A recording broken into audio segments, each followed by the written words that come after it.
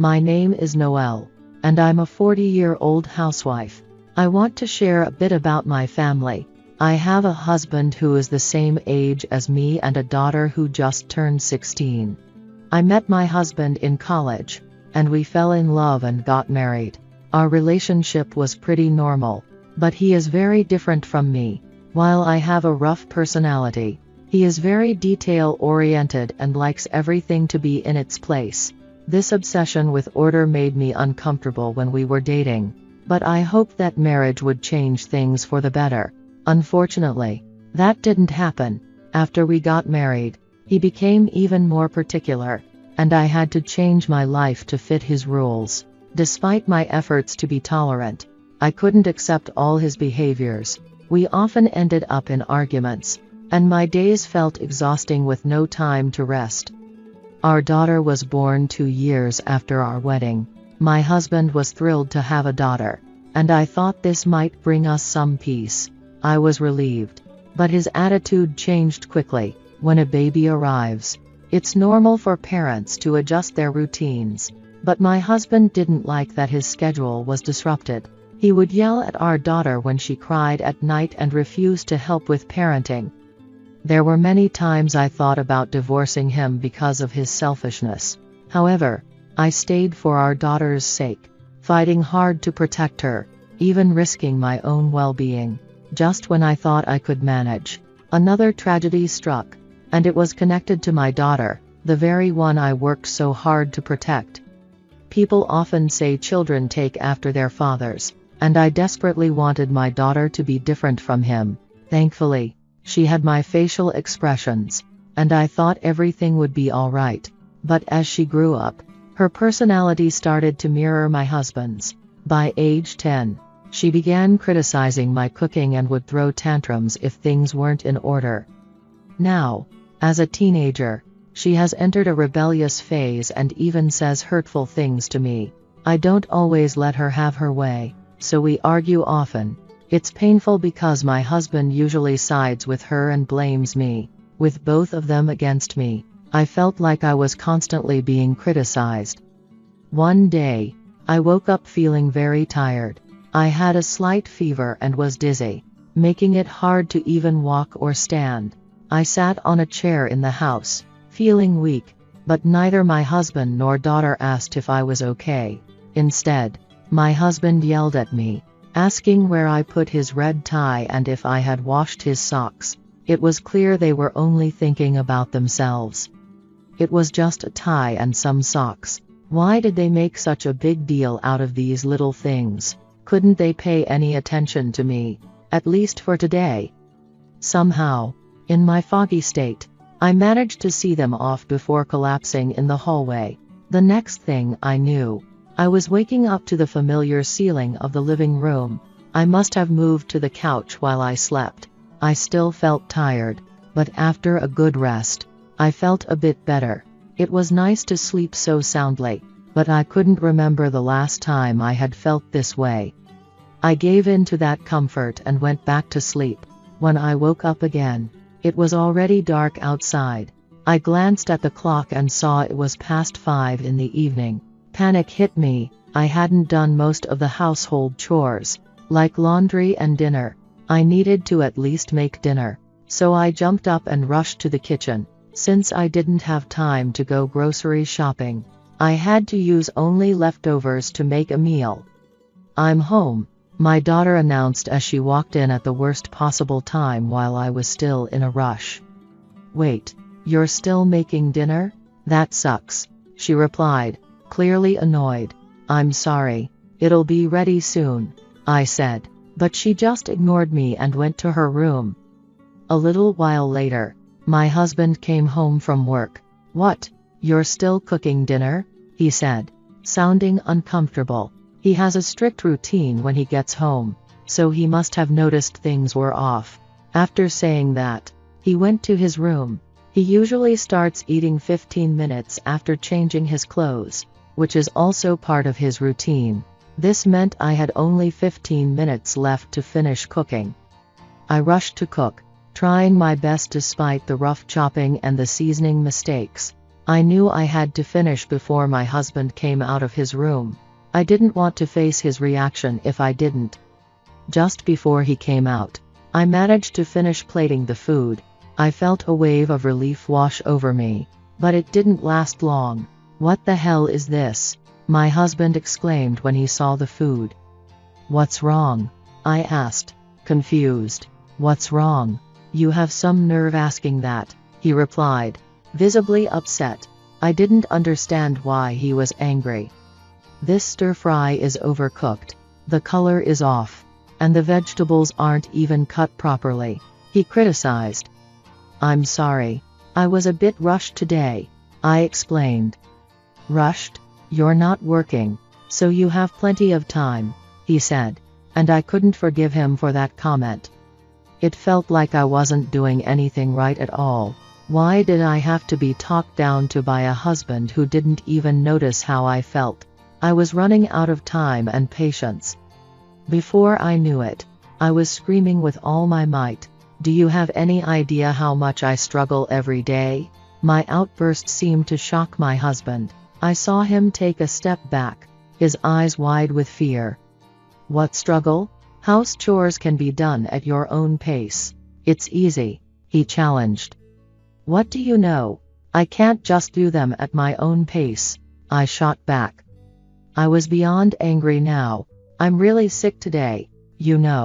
I pushed through and made dinner, and you didn't even take a bite. How do you think that makes me feel?" Tears started to fall as all my bottled-up emotions spilled over. Seeing my husband's face turn pale, I finally calmed down a bit, but I was still short of breath. I waited for him to respond. A simple "I'm sorry" would have been enough. But instead, his shaky voice cut through my hope. "Do you have any idea how much I struggle to support our family?"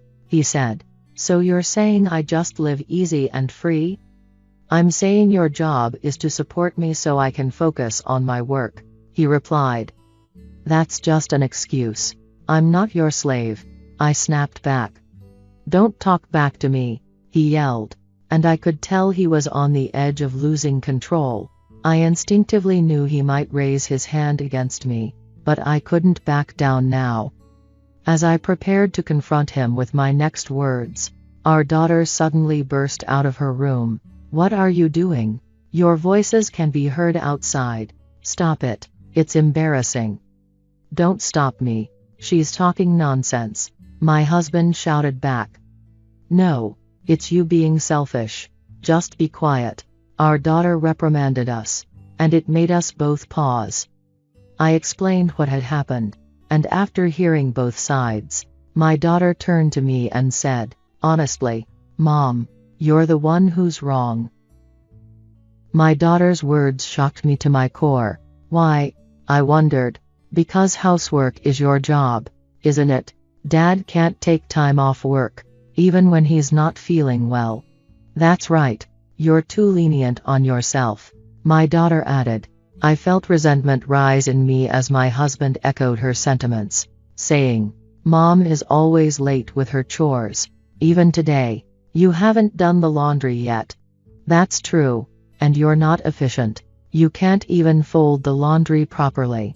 Their words shattered my emotions into pieces. "So, you're both saying I'm not trying hard enough?" I asked, feeling defeated.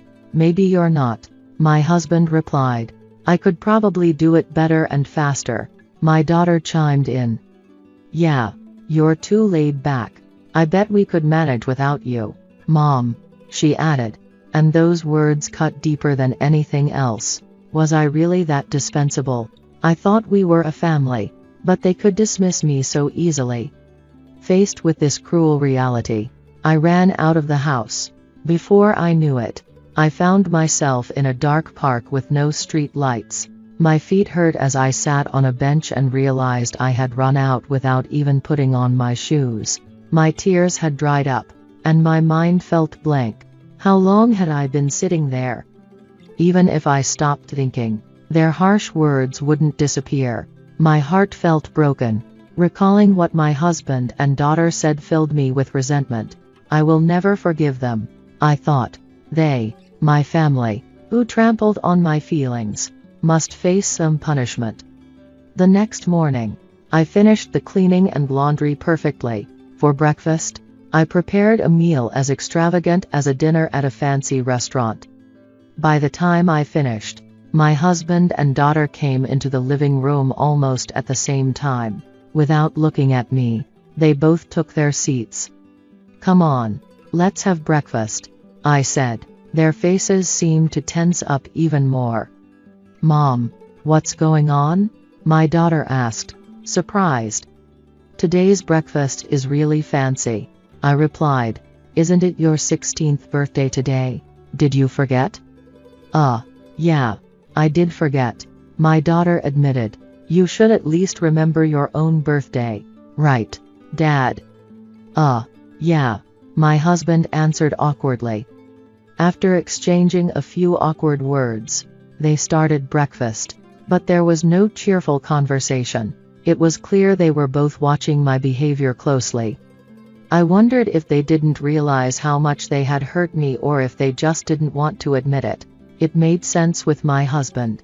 After all, he felt like a stranger to me. But my daughter, she was the one I gave birth to and raised. I wished she would grow up to be more considerate and kind.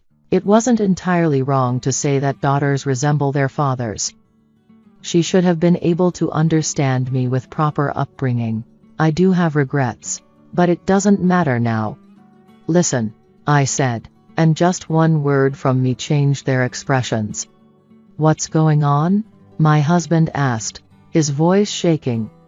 "Starting today, I'm leaving this house." At that moment, both of their faces went pale. "Hold on. Why?" my daughter asked. "You said you could do the housework better than me," I replied. "I didn't say anything like that," she protested. "Yes, you did. I'm sure you said it," I interrupted. I had never cut her off so strongly before, but she didn't argue further. Now it was my husband's turn. "You said I have more free time than you because I'm at home," I reminded him. "I didn't mean it like that," he defended himself.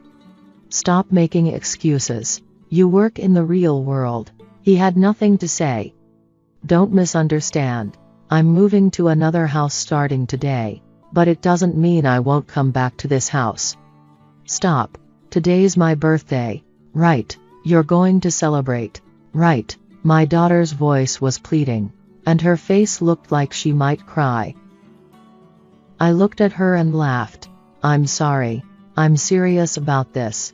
Watching my daughter crumble at my words, I quietly stood up. "Well, I'm off." I left the house as I heard my husband and daughter screaming behind me. That day, I booked a hotel room not far from our house. I also rented an apartment on a monthly basis and started buying the things I needed. Even while I was busy, my phone was flooded with messages from the two of them. My daughter kept sending apology messages and calling me every 5 minutes. My husband, however, still couldn't admit he was wrong. He sent me messages saying things like, "What you did was outrageous." I left all their messages on read. It's so convenient these days to show my intentions without having to respond. 2 nights after I left, I returned home once. As I opened the front door, my daughter came running up to me at lightning speed. "Mom, you came back." "I just came back to pick up something I forgot," I explained, trying to untangle myself from her hug. I headed for the living room. Since I had only been gone for 2 days, there was no change in the living room, just as I expected. However, the kitchen was a mess, piled high with convenience store lunchboxes, ramen cups, and empty bottles. Even worse was the bathroom. Laundry had been left unwashed there. My husband and daughter often complained about how I cooked and folded laundry, but neither of them could do any household chores at all. Of course, I expected the current disaster since they knew I had left. My husband was in the living room, but due to his pride, he turned his face away after just glancing at me. I pulled away from my sobbing daughter and left the house silently that day. 1 week later, when I returned home to check on them, the house was filled with garbage. These two never cleaned up or even took out the trash. But the mess was worse than I expected. My daughter appeared through the trash, looking horribly dirty with disheveled hair. She should have been able to take a bath by herself, but it was clear her life was falling apart. Finally, my husband admitted he was wrong. "I'm really sorry," he said, kneeling in the garbage and rubbing his forehead against it. "Don't think you're going to be forgiven just by prostrating yourself," I replied. For a moment, the air felt heavy. My husband's eyes widened in despair. Next to me, my daughter was in tears. "If you really feel sorry, first clean up this house. If you can't do that, I'll divorce you," I warned. I get it. Please forgive me," my husband pleaded. He jumped up and started stirring the trash around, but he didn't even know how to clean up properly. In the end, I took charge and directed both of them in cleaning. It took 3 days, but finally, everything was perfectly clean. "Now, shall we continue the birthday party?" I said cheerfully, looking down at my husband and daughter, who were lying in the now cleaner living room. From then on, my husband took over all the housework. Even my daughter, who used to side with her father, was now on my side. Those days had been very hard and painful, but now I realize they were necessary. Is that cake shop really that big of a deal? I asked curiously. It seems so. Well then, it must be worth a lot of money. Megan, my mother-in-law, replied with a nasty grin spreading across her face. My husband Brian chuckled in agreement. We've got Dad's will, so now we can live it up in luxury. But doesn't Nicole have a will too? Megan questioned, raising an eyebrow. Brian scoffed, holding up a white envelope. What, this thing about leaving the cake shop to her? It's nothing, we can just toss it out of the envelope. He proceeded to rip the envelope to shreds and discard it carelessly. At that moment, something inside me snapped. I had never been legally adopted by my father-in-law, Joseph. Therefore, I had no rightful claim to his inheritance. If Megan and Brian took all of Joseph's assets for themselves, I probably would have accepted it without complaint. However, I could not tolerate them blatantly disregarding Joseph's final wishes. And on top of that, all they cared about was the money. If money was so important to them, then they should just keep treasuring it until the very end. When that money eventually ran out, maybe then they would finally realize the magnitude of what they had lost. I quietly turned my back on the two of them in the living room. My name is Nicole. This year marks my 40th birthday, a milestone age. And in my life, I find myself standing at a major crossroads. The truth is, I'm currently agonizing over whether or not to get a divorce. Brian and I got married over a decade ago. We don't have any children, but I wouldn't say our relationship is bad. However, if you asked me if I still love Brian, I'd honestly have a hard time answering. Brian doesn't cheat on me, and he's diligent in his work. It's just that he's hopelessly irresponsible when it comes to money. And whenever he's in a bind, he goes running to Joseph for help. I wish he'd stop relying on his parents like a child and act more like a grown adult. Whenever I try to scold Brian about this, Megan always jumps to his defense. "Don't you dare lecture him in that high and mighty tone," she snaps at me condescendingly. I wonder what Brian will do once Joseph is gone. Watching Joseph lying in his hospital bed, I let out a quiet sigh. But arguing with Brian about money is nothing new. To be honest, I had sensed a difference in our attitudes towards money long before, with Brian. In fact, from the very beginning when we first met, I had doubts about the way Brian spent his money. For example, there was this one time before we got married when the two of us went to a shopping mall together. In front of a luxury brand store inside the mall, Brian suddenly stopped in his tracks. "What's wrong?" I asked, curious about his sudden halt. "Oh, it's just that there's this watch I've been wanting," he replied, pointing to a glass display case at the store's entrance. Inside the case sat an array of high-end watches. $4,000! Isn't that a bit expensive?" I exclaimed, my eyes widening at the exorbitant price tag. Brian scoffed, brushing off my concerns. "What are you talking about? That's practically a bargain." It was true that when it came to luxury watches, it wasn't uncommon for prices to exceed $10,000. However, at the time, we were both in our mid-20s. Not to mention, we were trying to save money in preparation for our upcoming wedding. I tried to reason with him. "Even after we get married, we'll both still be working for a while, right? Once we start living together, we'll have more financial flexibility soon enough. It would be easier to save money compared to when we were living alone. It was better to wait until we had the extra leeway before making such a purchase." That was how I attempted to persuade him. But Brian simply frowned, unconvinced by my argument. "I need to buy it now, or else," he insisted stubbornly. "Can't you endure just a little bit longer? Please?" I pleaded with him. We ended up discussing it in front of the store for about 30 minutes. Finally, Brian reluctantly gave in. Needless to say, I breathed a sigh of relief. I had planned to continue working even after getting married, so I wasn't too worried about running short on living expenses even if we splurged a little. Still, it went without saying that it was better to avoid any unnecessary spending. Brian seemed to accept my way of thinking. I was convinced that with this mindset, we would manage just fine after tying the knot.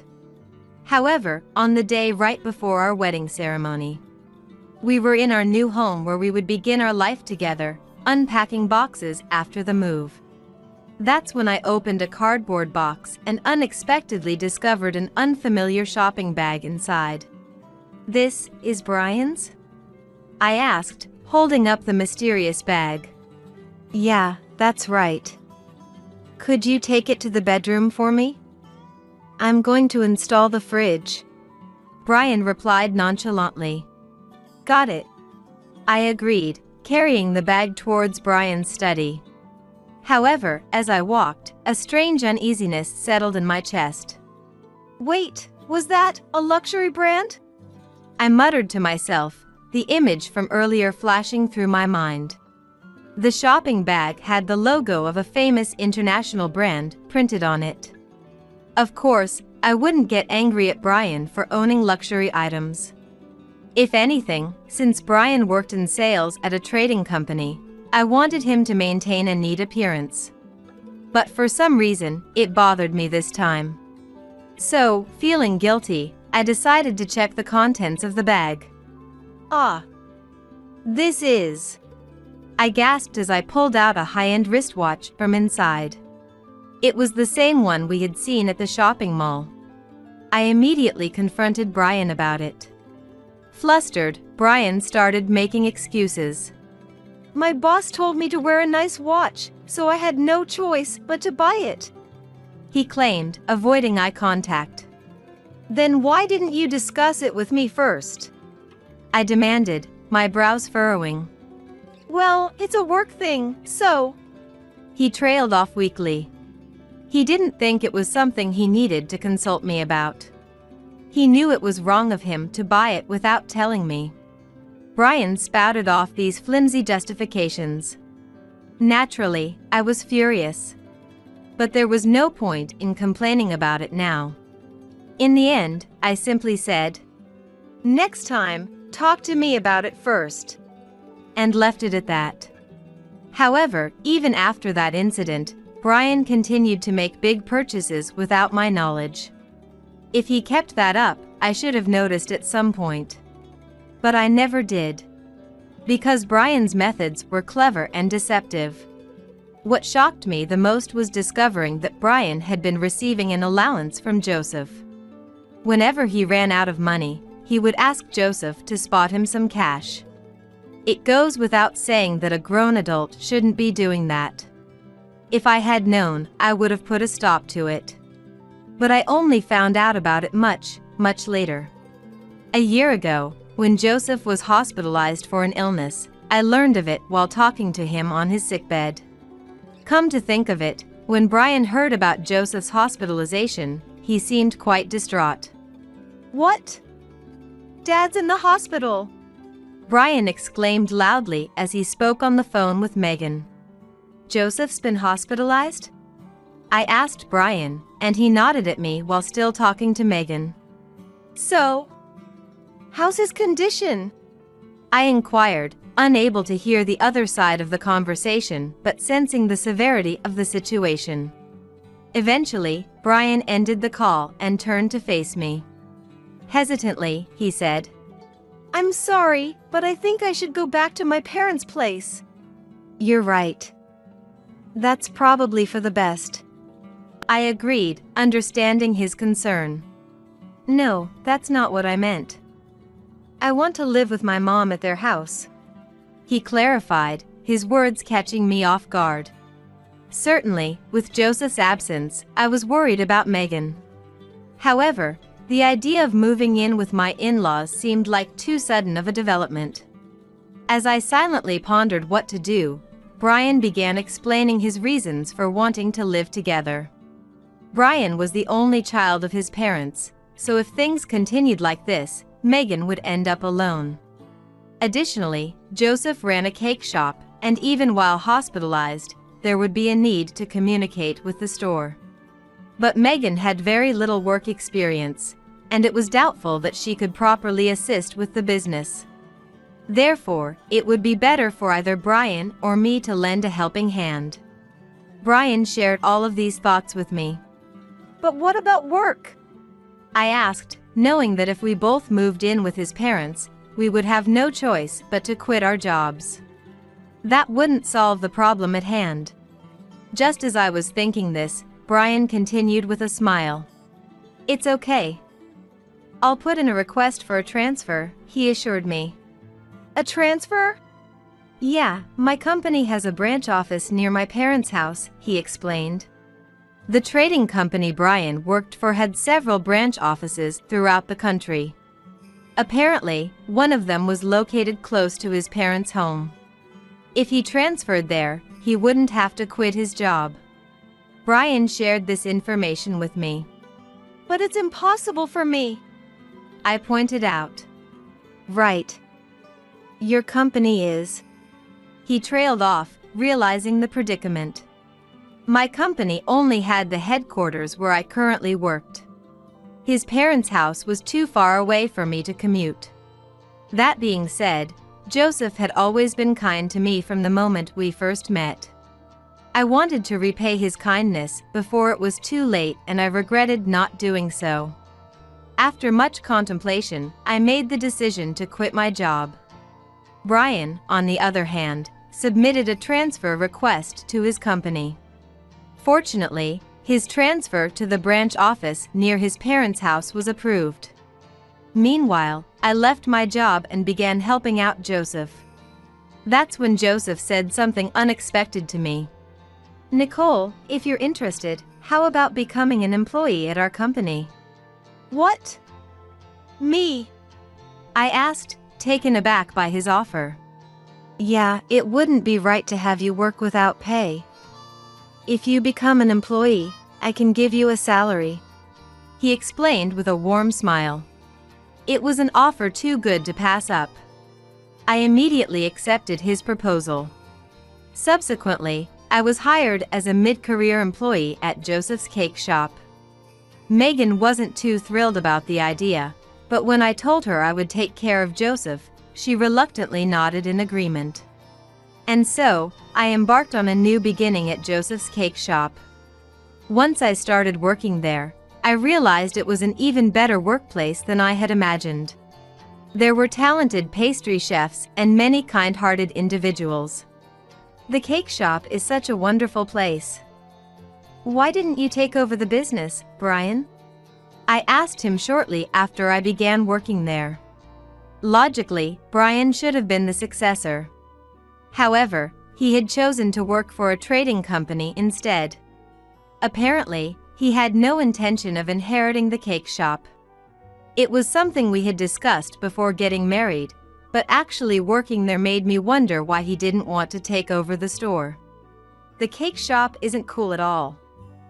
It doesn't seem to make much money either, Brian remarked nonchalantly. What? Not cool? Not profitable? I couldn't believe what I was hearing. Yeah, I've been to the store a few times, but there are hardly any customers. He continued, but I couldn't process the rest of his words. In essence, his reasons seemed to be that the shop wasn't stylish enough and didn't appear to be lucrative. I couldn't believe he thought of Joseph's work in such a way. I felt my affection for Brian instantly grow cold. This incident occurred about a year ago. Since then, while discussing work with Joseph, I learned that he had been giving money to Brian. However, Joseph added that it was an old story. When I asked him how long ago it was, Joseph simply laughed. It hasn't happened in the past few years. He probably wanted to impress you since you had just gotten married, Joseph explained with a knowing smile. It seemed that Brian had told Joseph he bought the luxury items to show off to me. Although the stories didn't quite match up, I didn't say anything to avoid burdening Joseph. Some time later, Joseph's condition took a sudden turn for the worse. Gradually, it became difficult for him to even hold a conversation. Amidst all of this, Joseph made a certain request of me. So, could I ask you to do that for me? He inquired, his voice weak but hopeful. I don't mind at all, but are you sure? I asked, wanting to confirm his intentions. Yeah. Recently, I've started to understand a lot of things just by the atmosphere, Joseph replied, chuckling contentedly. That was the last proper conversation I had with Joseph. A few days later, he lost the ability to speak. I told Megan and Brian that I wanted them to come visit Joseph. What? Visit him? I'm too busy for that. Megan dismissed the idea coldly. I couldn't fathom what she could be so busy with. In any case, Megan refused to visit Joseph. Brian also claimed he couldn't go see Joseph because of work. Don't say that. This might be the last chance, I pleaded, my heart sinking. I know, but it's for work, Brian responded with a casual attitude. I was utterly furious. In a situation like this, I could understand why Joseph had made that request to me. I had completely lost patience with Brian. This was something I needed to consider divorce over. I began contemplating the idea of leaving Brian. Around that time, Joseph passed away. My mind went blank. There were still so many things I wanted to discuss with Joseph. I couldn't let it end like this. Pushing my emotions aside, I started preparing for Joseph's funeral. David, one of Joseph's subordinates and a talented pastry chef from the cake shop, came to help. However, for some reason, David and Megan started arguing. What? Why would you make it so extravagant? Megan scoffed, her voice dripping with disdain. Well, many people from the shop and other related parties will be attending, David tried to explain patiently. Just keep it simple. The shop isn't paying for the funeral expenses, are they? Megan snapped back. It seemed they were clashing over the scale of the funeral. Megan wanted to keep it modest to reduce costs. On the other hand, David insisted that they should make it a larger event considering the number of attendees. There are other expenses to worry about, and it's already a burden. Surely you understand that much? Megan argued, her frustration mounting. I do understand, but we're expecting a large turnout. David countered, standing his ground. What? But that's not what we had in mind. Megan started, but I couldn't see the conversation going anywhere productive. Left with no choice, I intervened. Megan, let me handle the funeral arrangements. Why don't you go rest over there? I suggested, trying to defuse the situation. What? You're treating me like I'm in the way. Megan bristled, clearly offended. You've been by Joseph's side for many years. I began, attempting to reason with her. It was only natural for her to feel devastated. It would be best for her to take a break now. I tried to persuade Megan in this manner. In response, Megan turned to me with an irritated expression and declared, Do whatever you want. But I'm not paying a cent more than what I've already prepared. I'll cover any shortfall. I reassured her, hoping to ease the tension. Megan simply snorted in response. Brian, who was standing next to her, tried to calm Megan down while addressing me. Sorry, but can I leave that side of things to you? I'll take care of Mom. It was more convenient for me that way as well. With that in mind, I entrusted Megan to Brian's care. From then on, David and I proceeded with the funeral preparations. Thanks to our efforts, we were able to hold a dignified funeral ceremony. However, the decision to make the funeral a larger affair ended up backfiring. In addition to those related to the cake shop, many other people attended the funeral. Among them were individuals from local businesses and even politicians. Megan and Brian were taken aback by the sight of the attendees. As the funeral drew to a close, Brian approached me with a question. Hey, was Dad actually famous or something? He asked, his brows furrowed in confusion. Joseph was beloved by many people. And of course, the cake shop is well known too. I explained, a sad smile on my lips. I see. I had no idea. Brian murmured, his shoulders slumping slightly. He seemed a bit dejected. Perhaps he had finally realized his father's greatness. If he truly felt that way, maybe I wouldn't need to go through with the divorce after all. With these thoughts swirling in my mind, I mourned the loss of Joseph. The day after the funeral, I headed to the cake shop to retrieve Joseph's belongings. At home, Megan and Brian were busy cleaning up after the funeral. When I returned, I would need to help out as well. Thinking this, I hurried back home. I'm back. I called out as I entered the house. But there was no response. Wondering what was going on, I made my way to the living room. That's when I overheard Megan and Brian's conversation coming from the room. There were some famous people among the attendees, weren't there? Megan remarked, a hint of surprise in her voice. Yeah, I was shocked to see the department head of one of our major client companies there. Brian replied with a sigh. Meanwhile, Megan continued with a frown. Could it be that the cake shop is actually a big deal? It seems so. Brian agreed, nodding his head. Well then, it must be worth a lot of money. Megan said, a nasty grin spreading across her face. Brian responded with a smile of his own. We've already got Dad's will, so we can live a life of luxury from now on. He declared, a gleam in his eye. But doesn't Nicole have a will too? Megan asked, raising an eyebrow. What, this will about leaving the cake shop to her?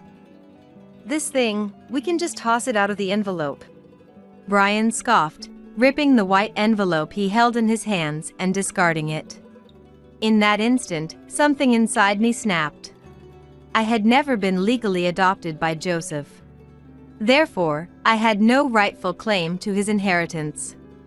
If Megan and Brian took all of Joseph's assets for themselves, I probably would have accepted it without complaint. However, I could not tolerate them blatantly disregarding Joseph's final wishes. And on top of that, all they cared about was the money. If money was so important to them, then they should just keep treasuring it until the very end.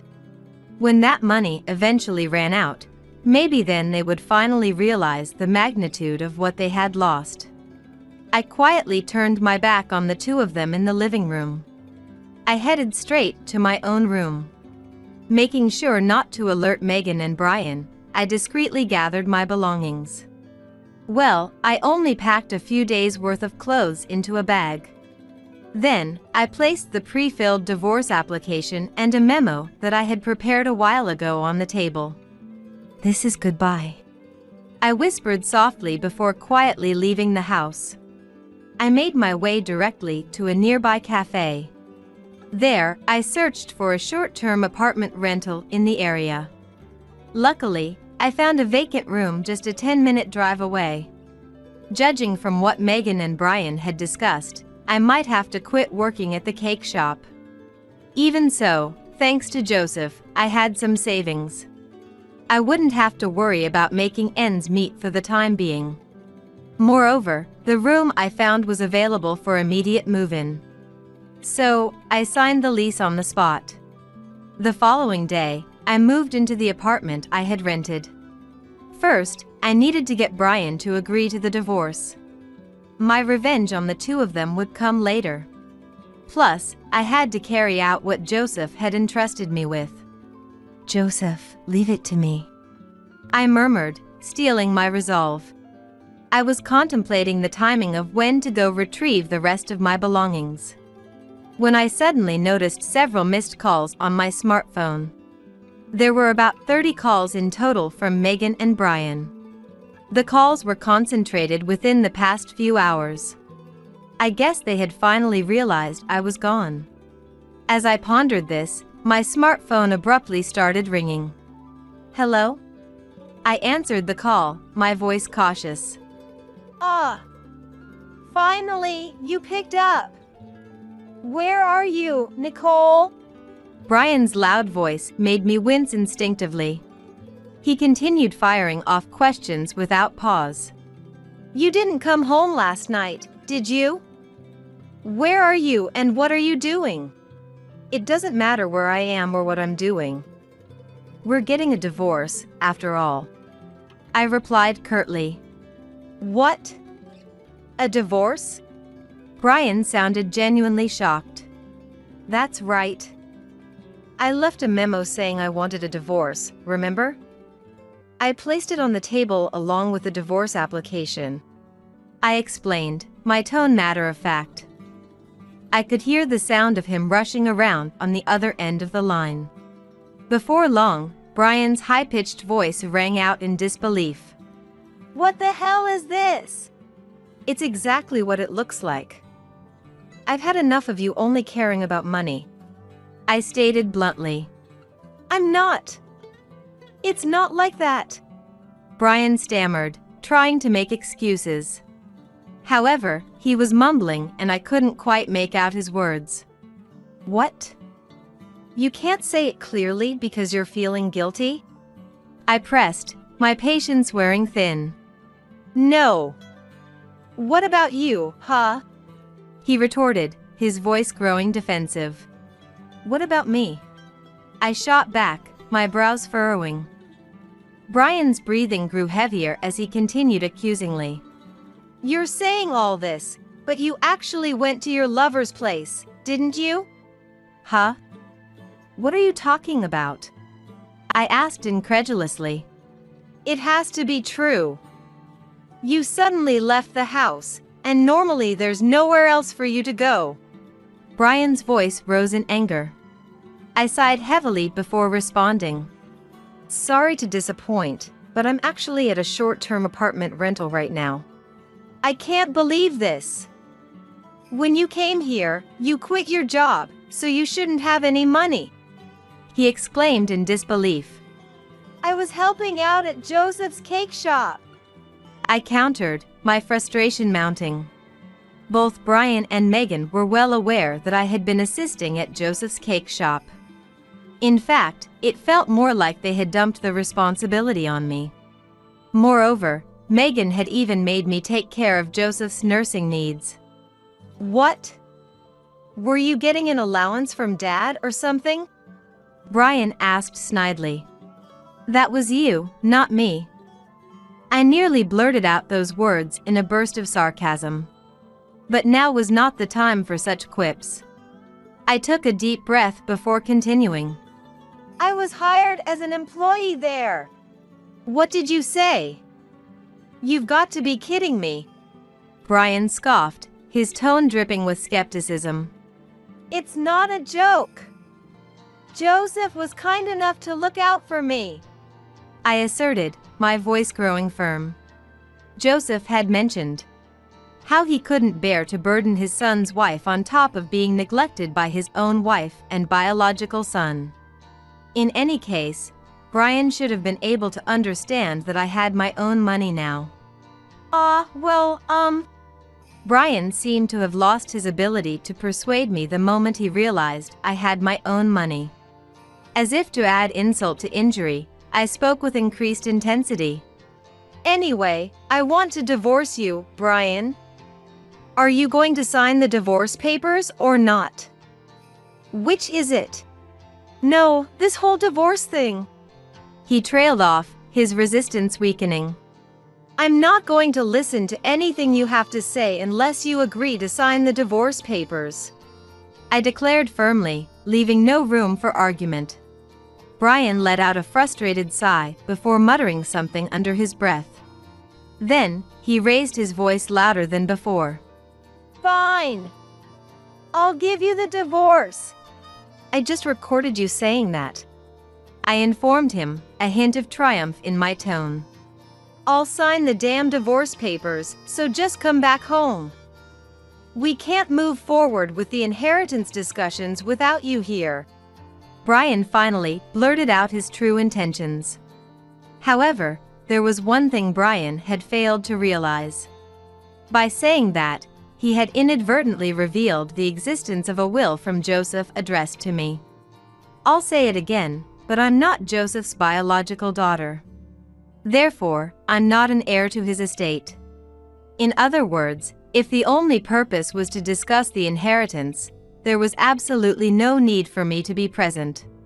Rather, the fact that they couldn't proceed without me implied that I was somehow involved in the inheritance process. He really is an idiot. I let out a quiet sigh. In any case, I had obtained proof that he would agree to the divorce. Moreover, Brian had no idea what consequences he would face. At best, he would come to regret his own words. A slight smile played on my lips at the thought. The following day, I visited my in-laws' house to retrieve the divorce application.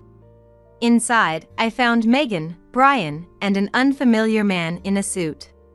According to Brian, the man was a lawyer. Apparently, they had called him over to discuss the inheritance matters.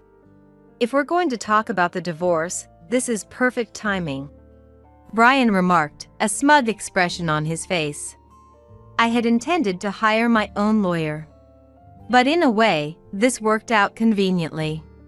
Well then, would you mind handling my divorce case as well, while you're at it? I asked the lawyer, my tone polite but firm. Yes, that won't be a problem. The lawyer nodded with a smile. And so, the discussion about Joseph's inheritance began. Joseph's estate consisted of cash, securities, a house, and land. However, it seemed that Megan and Brian were the only heirs. If that were the case, there would be no need for further discussion. Normally, that would be true, but Megan and Brian had been entrusted with a will from Joseph addressed to me. That matter was likely the reason they had called the lawyer. Did they really want to pretend that the will meant for me didn't exist? I had my doubts, but the lawyer proceeded with the conversation matter-of-factly without saying a word. So, I understand that you have a will in your possession, he prompted, his gaze expectant. Yes. Here it is, Brian replied, placing 2 envelopes on the table. One had Megan's name on it, and the other had Brian's. The will addressed to me, which they had mentioned in that earlier conversation, was nowhere to be seen. It was to be expected, but I couldn't help feeling bitterly frustrated. "Have you seen the contents?" the lawyer inquired, turning the envelopes over in his hands. "Well, the seals weren't intact, so..." Brian trailed off, his expression slightly guilty. "I see. Let me verify the contents then," the lawyer stated, proceeding to open the envelope addressed to Megan first. Inside was a single slip of paper. "To you, I bequeath the house and land," it read, without specifying to whom it was addressed. However, Joseph's signature was clearly present. Similarly, the envelope addressed to Brian contained the same type of note. This one mentioned leaving the cash and securities to him, and it also bore Joseph's signature. "Oh, there's one more sheet here," the lawyer remarked, noticing an additional document. It stated the following: "Entrusting the cake shop to..." He read aloud, his brow furrowing slightly. "Yes.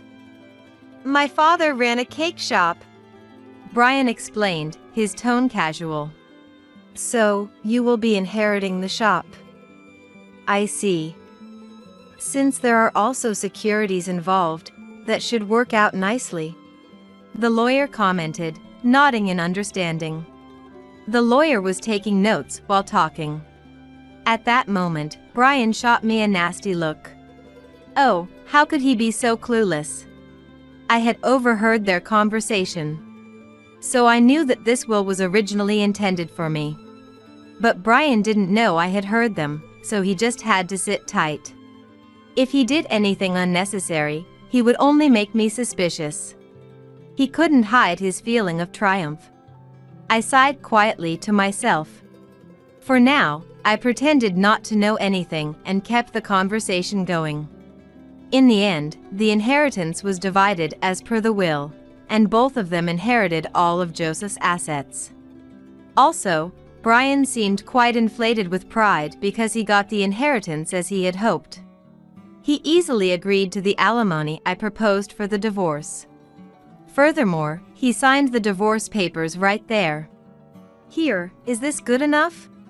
"Yes, it is." After the lawyer confirmed everything, I nodded deeply.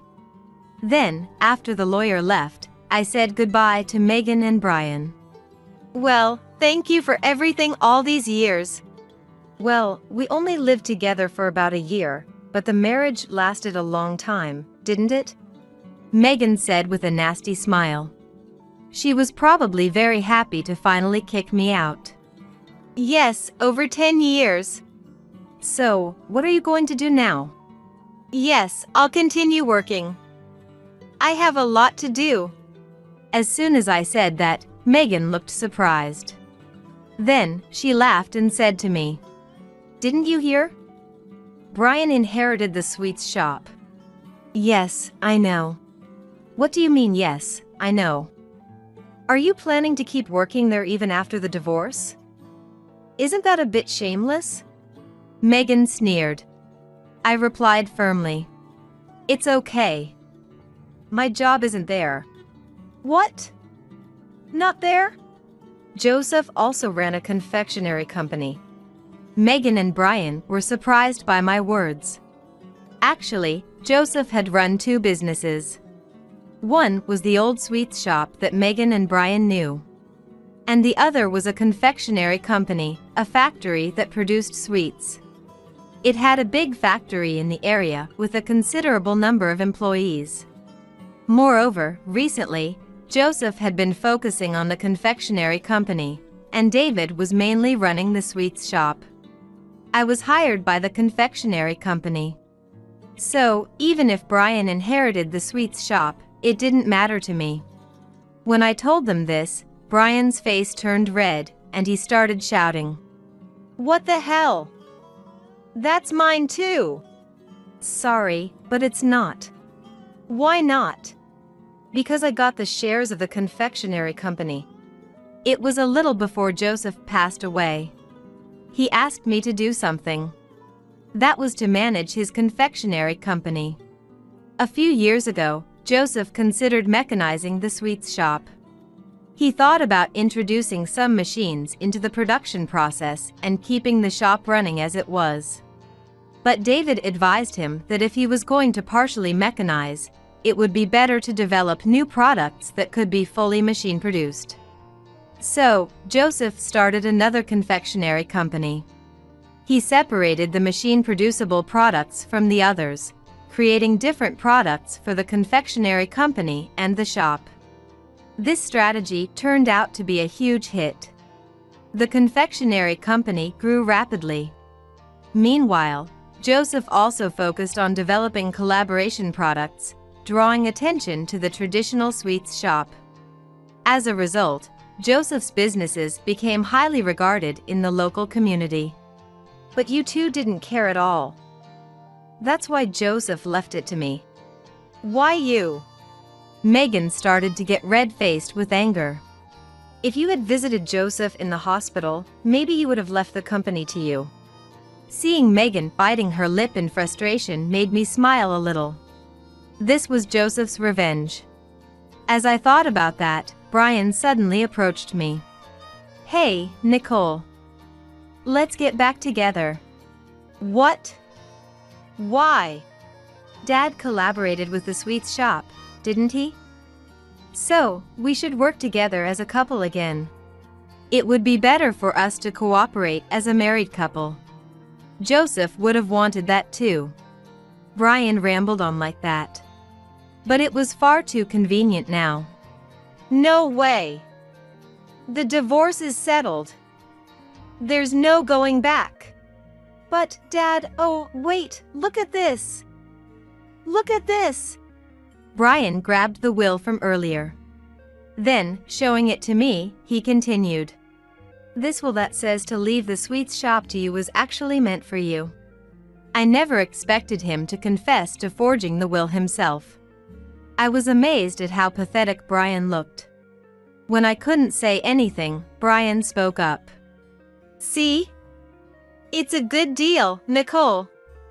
I'll make you an executive, no, the president of the sweets shop. Do you even understand what you're saying? Forging a will is a crime. In this case, is it forgery or alteration? I'm not sure what specific crime it falls under. But just hiding a will is a crime in itself.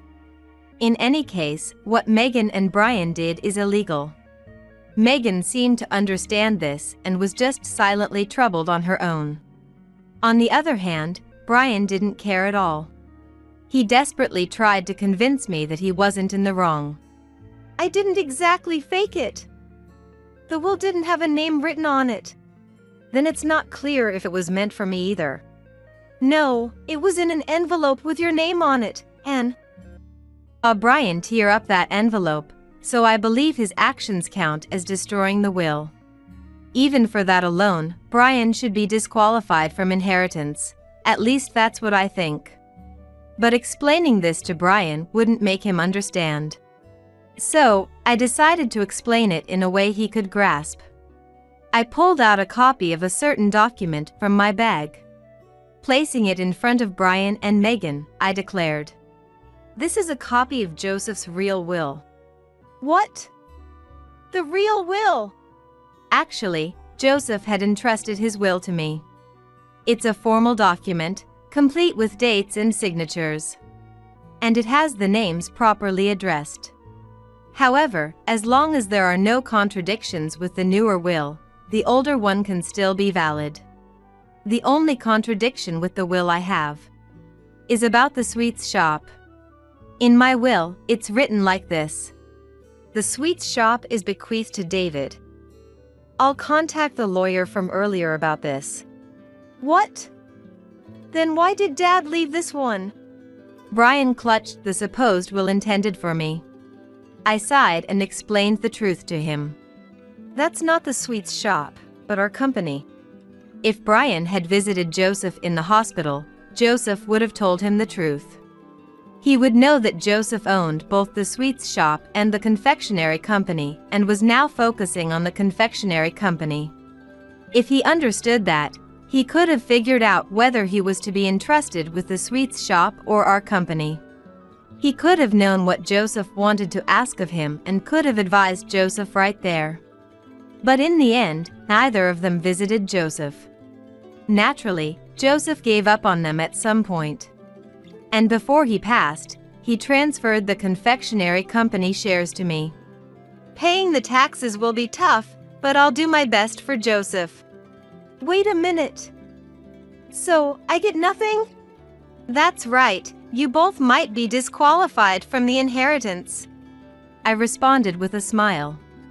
I didn't mind at all. Besides, Joseph had already outlined what to do if they couldn't inherit. Wait, does that mean we won't get the house or land either? Megan asked, trembling. I answered with a smile. Exactly. The house, land, and all the cash are to be donated. No way! Megan collapsed in tears on the spot. Brian was already in a state of shock. He couldn't say anything, just let out a dry laugh. Ignoring them, I called the lawyer. After that, I informed the lawyer about the other will. I also reported that Megan and Brian tried to take my share of the will.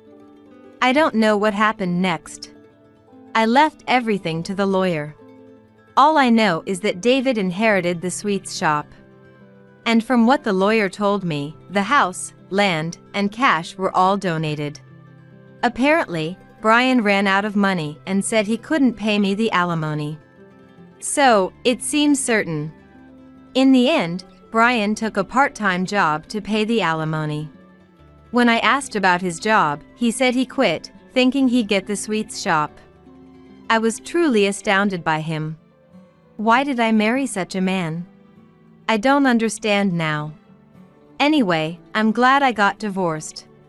Megan and Brian are now working part-time at the local factory.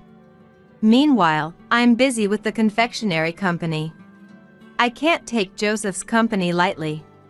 I work seriously every day. But even in my busy days, there's joy. Yeah.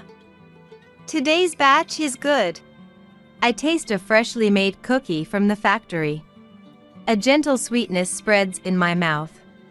It's an old-fashioned cookie. Joseph, I'll protect this flavor. I thought I'd visit Joseph's grave on my next day off. Just then, the cookie bag fell off the desk. It felt like a breeze blew through the closed office. Mom, I'm pregnant. Stumbling over her words, my 14-year-old daughter Madeline reveals this to me. Her frail, haggard appearance makes it all too easy to imagine how much anguish and tears it took for her to utter those words. There's no trace left of the bright, energetic Madeline from before. I couldn't possibly believe what Madeline was telling me, but being handed a positive pregnancy test leaves no room for doubt. Still not fully grasping the extent of Madeline's pregnancy, I gently try to probe for more details. It must have been so hard carrying this alone. Thank you for telling me. When did you take this test? I'm sorry, Mom. I'm so sorry. Did you buy the test yourself?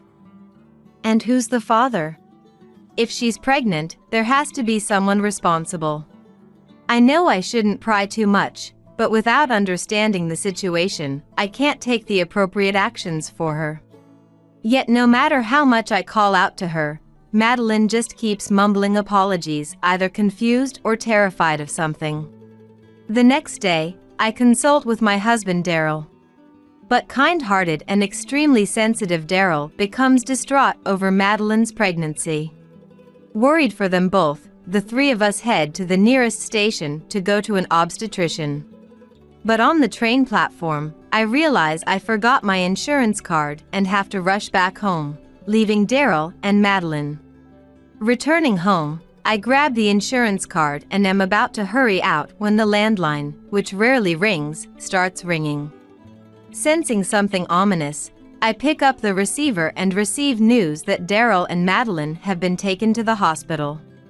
Not wanting to accept reality, I rushed to the hospital, searching for them to no avail. An officer at the hospital tells me the truth, leaving me in utter shock. I burn with a fierce desire for revenge against whoever subjected my precious family to such a terrible fate. Back home, I gather the people I need to talk to and immediately confess. Daryl and Madeline, they jumped in front of a train and committed suicide. My name is Sherry. I'm 43 years old. Originally from Boston, I worked in sales at a major insurance company. But when I got married, I quit my job and moved to my husband Daryl's hometown in the countryside. We live with his parents. The reason is that I fell in love with Daryl, who was working hard to preserve the fine traditions of his parents' bespoke tailoring shop for the future, and wanted to support him. The products sold at my in-laws' bespoke shop were too good to let fade away. I fell for Daryl, but another big factor was that I felt strongly drawn to the products my in-laws were selling. Sales have been in the red lately, haven't they? Yeah, it's not good at all. It's the changing times, I guess. Almost all the other shops have gone out of business. Ours is pretty much the only bespoke tailor left around here. For a while after moving to the countryside, I also worked at the bespoke shop handling sales.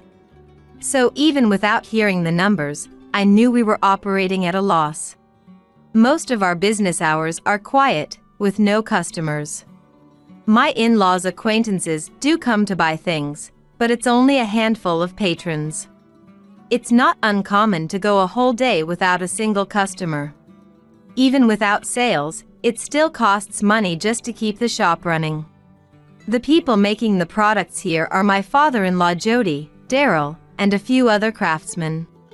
Sales are handled by my mother-in-law Sue, my sister-in-law Sylvia, and myself. It may be a small operation, but with employees to support, operating at a loss like this means we're on the brink of shutting down. At this rate, each day will just be a slow decline into ruin. I couldn't stand that. As a woman of action, I got permission from my in-laws to put my skills from my insurance job to full use, pitching our products to various shops.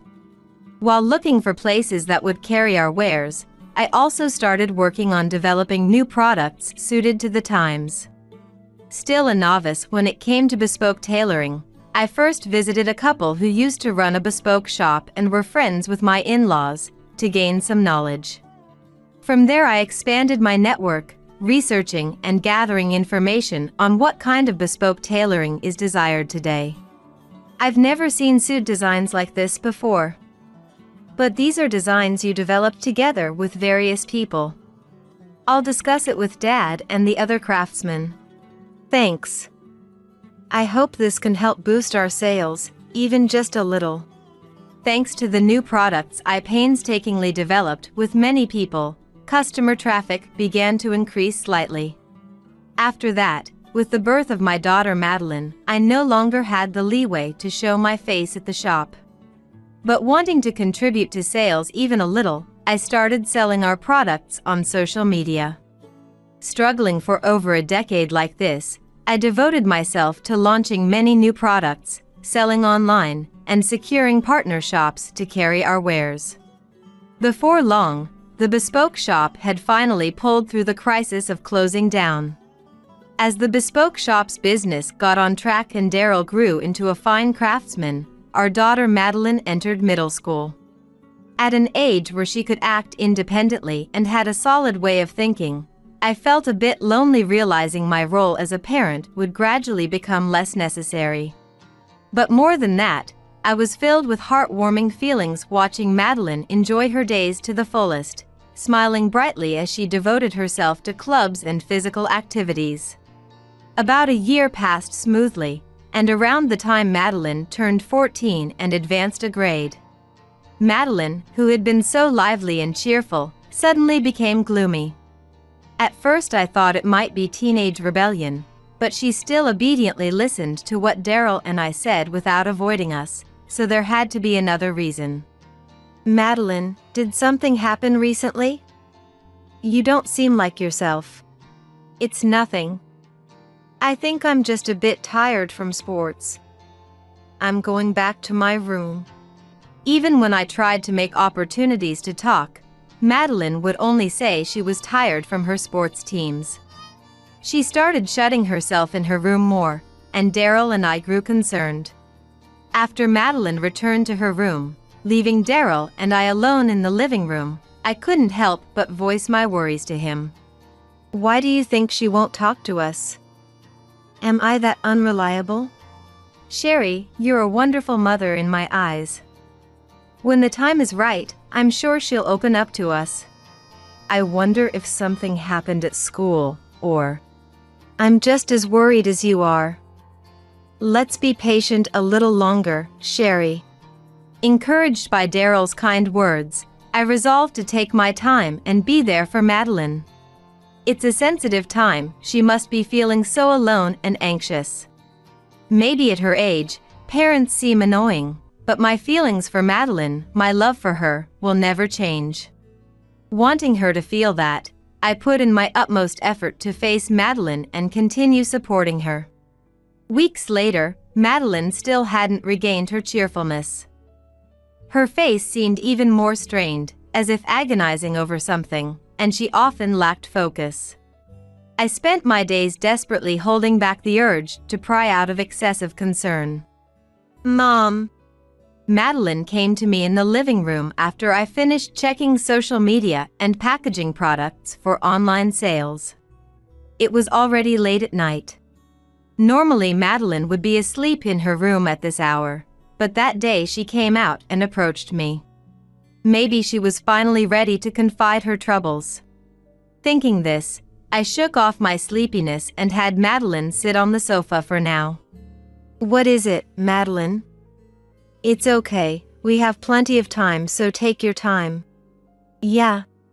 Madeline fell silent after that, seemingly at a loss for words or unable to muster the courage to speak. It felt like it had been a long time since I properly looked at Madeline face to face like this. Looking closely, there was no trace of her former energetic aura, and her complexion was poor. She often left her dinner unfinished lately and seemed to have lost some weight, so I was desperate to hear the rest of what she had to say. But I held back, knowing that pressing her now would only corner Madeline when she'd finally decided to open up. I waited patiently, gently rubbing Madeline's back. Finally, she opened her mouth heavily. Mom! I'm pregnant.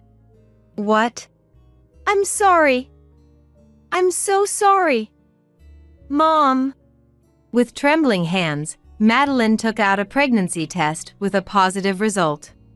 I was completely bewildered by this unbelievable reality. But seeing Madeline tearfully repeating apologies, I realized she must have been suffering alone with this worry for so long, and my heart ached. Madeline. It must have been so hard, keeping this to yourself. I'm sorry.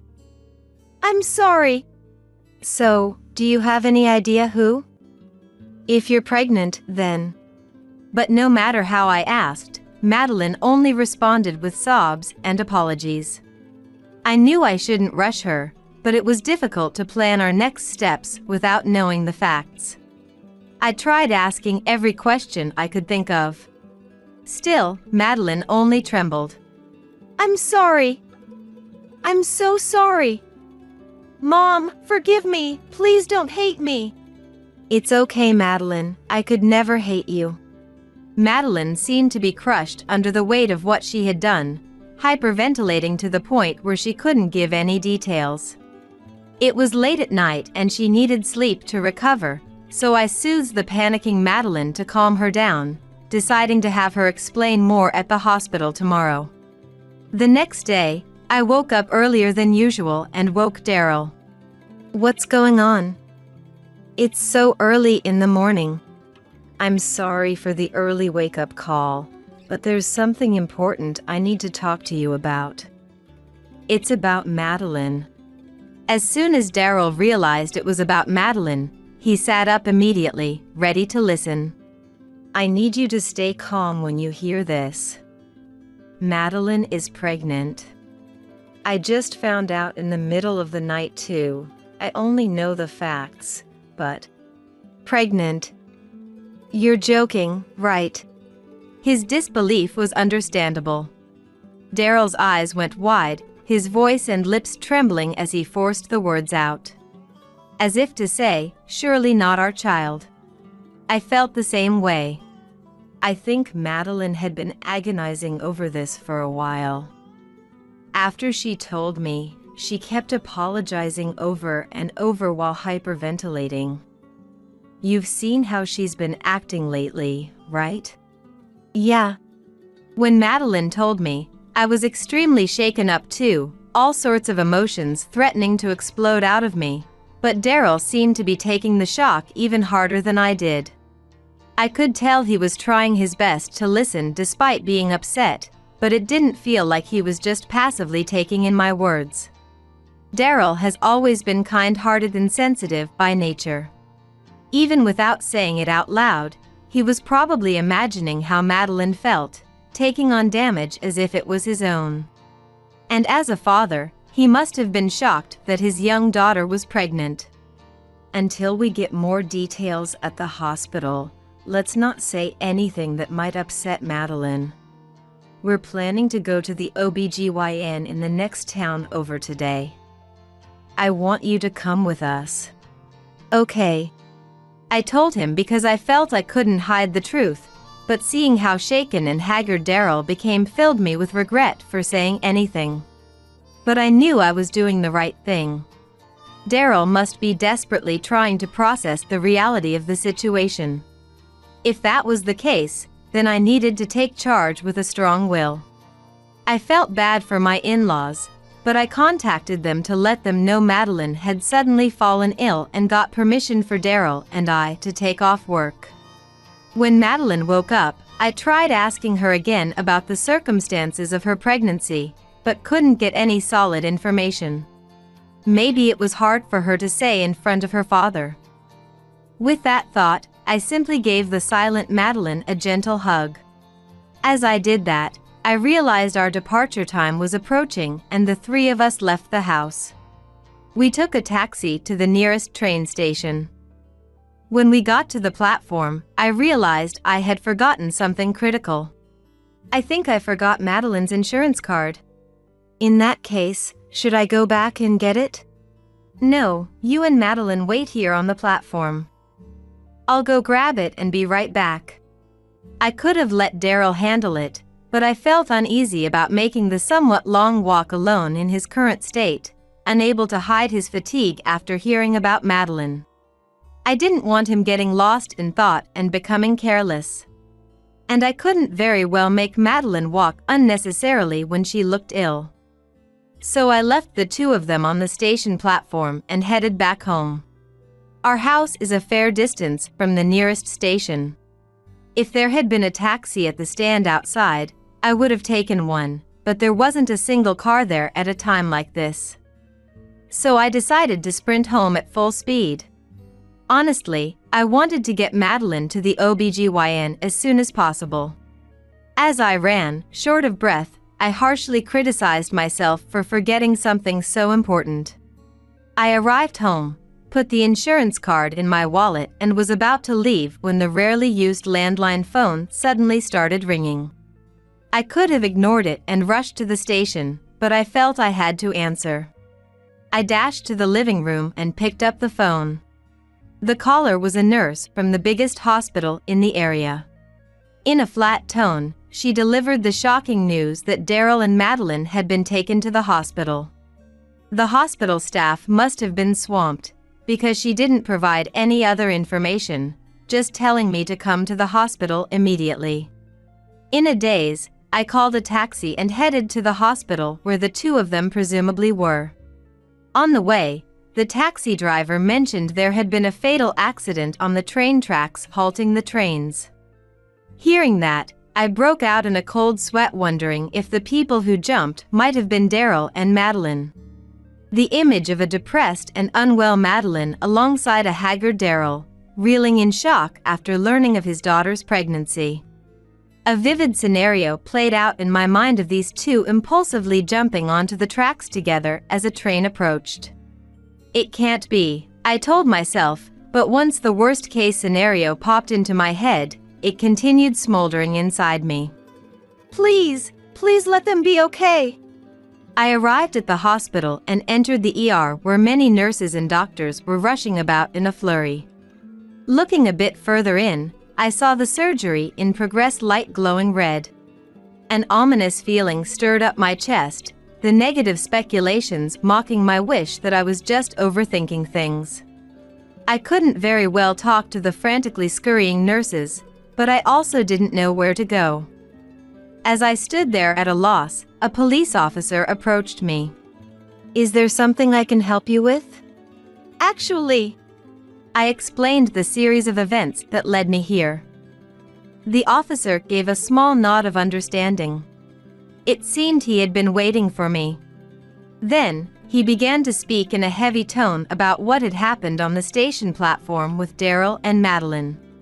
Brace yourself for what I'm about to tell you. The truth is. After that, I was stunned by the revealed facts.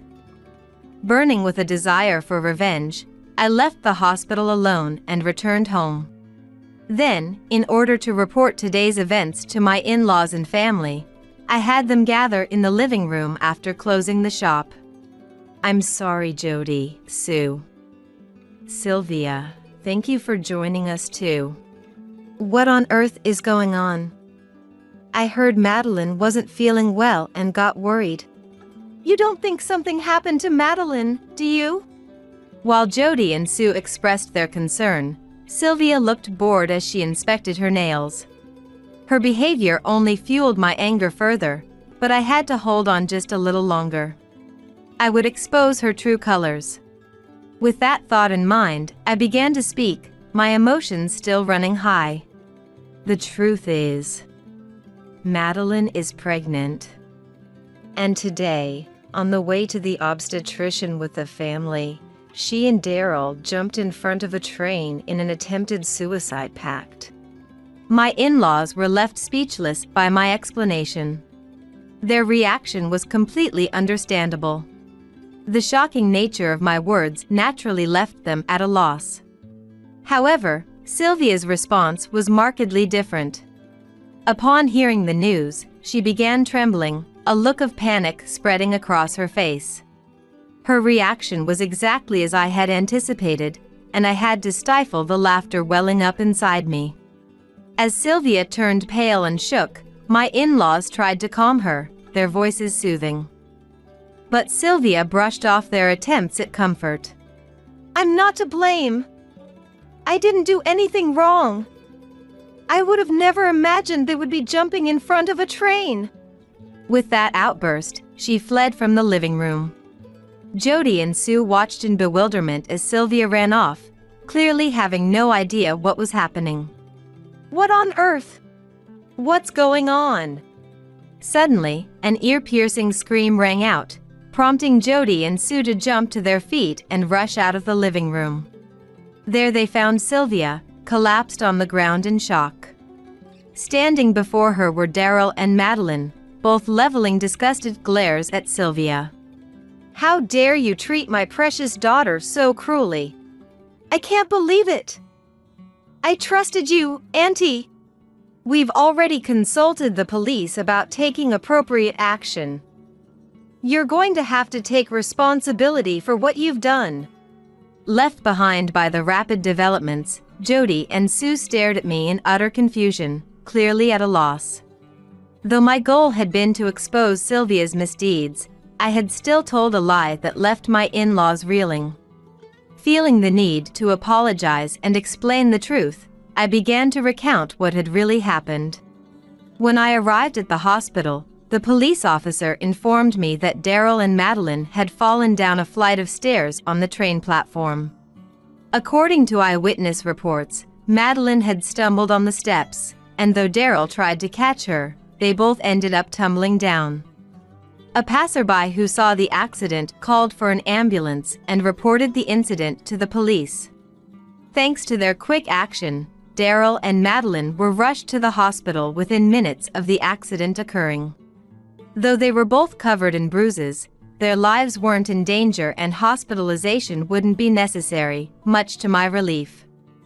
The officer who responded to the call was exceptionally kind. Despite having already finished processing the scene, he waited for me, a family member, to arrive at the emergency ward. You mentioned that your daughter is pregnant. With a fall like that, I'm afraid there's a possibility she may have miscarried. Oh no. I believe they're running tests now. Please, follow me. The officer led me deep into the emergency ward, where I spotted Daryl and Madeline sitting on chairs in the hallway. I broke into a run, rushing to their side. Madeline! Daryl! Thank goodness! Thank goodness you're all right. Sherry. I'm so sorry for worrying you. Mom! I'm sorry. As I embraced them, I felt the warmth of their bodies and they responded to my frantic questions, bringing tears of relief to my eyes. Daryl's arms and head were wrapped in bandages, but Madeline appeared to be unharmed. While I was relieved by that fact, the officer's words echoed in my mind. To face pregnancy and miscarriage at such a young age was unimaginably cruel. What about the test results? About that. It turns out Madeline wasn't actually pregnant. What? Really? Madeline had apparently been worried about her missed periods. However, the doctor suggested that her young age, sleep deprivation, and stress were likely contributing factors. Her eating habits had also been poor recently, which undoubtedly played a role as well. But the pregnancy test was positive. The doctor thought that was strange too. Madeline, where did you get that pregnancy test? Well, Auntie gave it to me. As soon as she began to explain, tears welled up in Madeline's eyes as a memory seemed to surface. I quickly pulled out a handkerchief and tried to wipe away her tears, but they continued to flow endlessly. Daryl and I listened intently to Madeline's halting, jumbled explanation, trying to piece together what had driven her to such despair. In summary, Madeline had been anxious about missing her period for 2 months. Having never experienced that before, she was filled with unease. Unfortunately, Sylvia found out about her worries. It's not normal to miss your period for 2 months, right? Something must be seriously wrong. Maybe you're sick, or maybe you're pregnant. You're right. I'm really worried. Why don't you take a pregnancy test, just to be sure? I have a few on hand. But I haven't done anything that would get me pregnant. Well, it doesn't hurt to check. Come on, it'll only take a minute. Overwhelmed by Sylvia's forcefulness, Madeline found herself unable to refuse and reluctantly took the test. And the result was positive. Despite not having engaged in any activities that could lead to pregnancy, Madeline was baffled by the test results and went to Sylvia for advice. I took the test, and this is positive, isn't it? Are you serious? Getting pregnant at your age is a disaster. Your life is basically over. I guess school is out of the question now, huh? But I haven't done anything that would get me pregnant. What? The test results don't lie. Do you know how accurate these tests are? 99.9%. That means you're pregnant. What are you going to do now? This is going to cause so much trouble for me and your mom and dad. Oh no! What should I do, Auntie?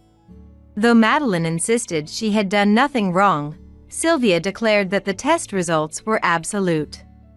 Her expression turned terrifying as she berated Madeline. Panicking and at a loss for what to do, Madeline turned to Sylvia for help. But Sylvia just glared at her with utter revulsion, brushing off her pleas. Getting pregnant in middle school? What is wrong with you? That's disgusting. I can't believe you do something like that when you're so young. You're acting like a total slut. What? You can't even support yourself, and now you're pregnant? This is a serious crime, you know. We've worked so hard to get the store back on its feet, and now your baby is going to ruin everything and maybe even force us to close down. I will never forgive you if that happens. You better figure this out. Rather than providing Madeline with accurate information, Sylvia did nothing but stoke her fears before storming off, leaving Madeline alone to deal with the fallout. Abandoned and directionless, Madeline didn't know what to do. She wanted to reach out for help, but Sylvia's cruel words haunted her, paralyzing her. Madeline was terrified that her own parents, the ultimate authority figures in her life, would react the same way Sylvia had. Unable to voice her fears, she bottled everything up, heaping her troubles to herself.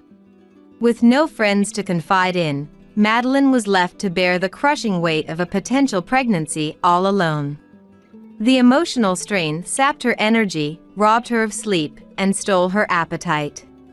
In fact, it was sleep deprivation and malnourishment that caused the dizziness that sent Madeline tumbling down those fateful stairs.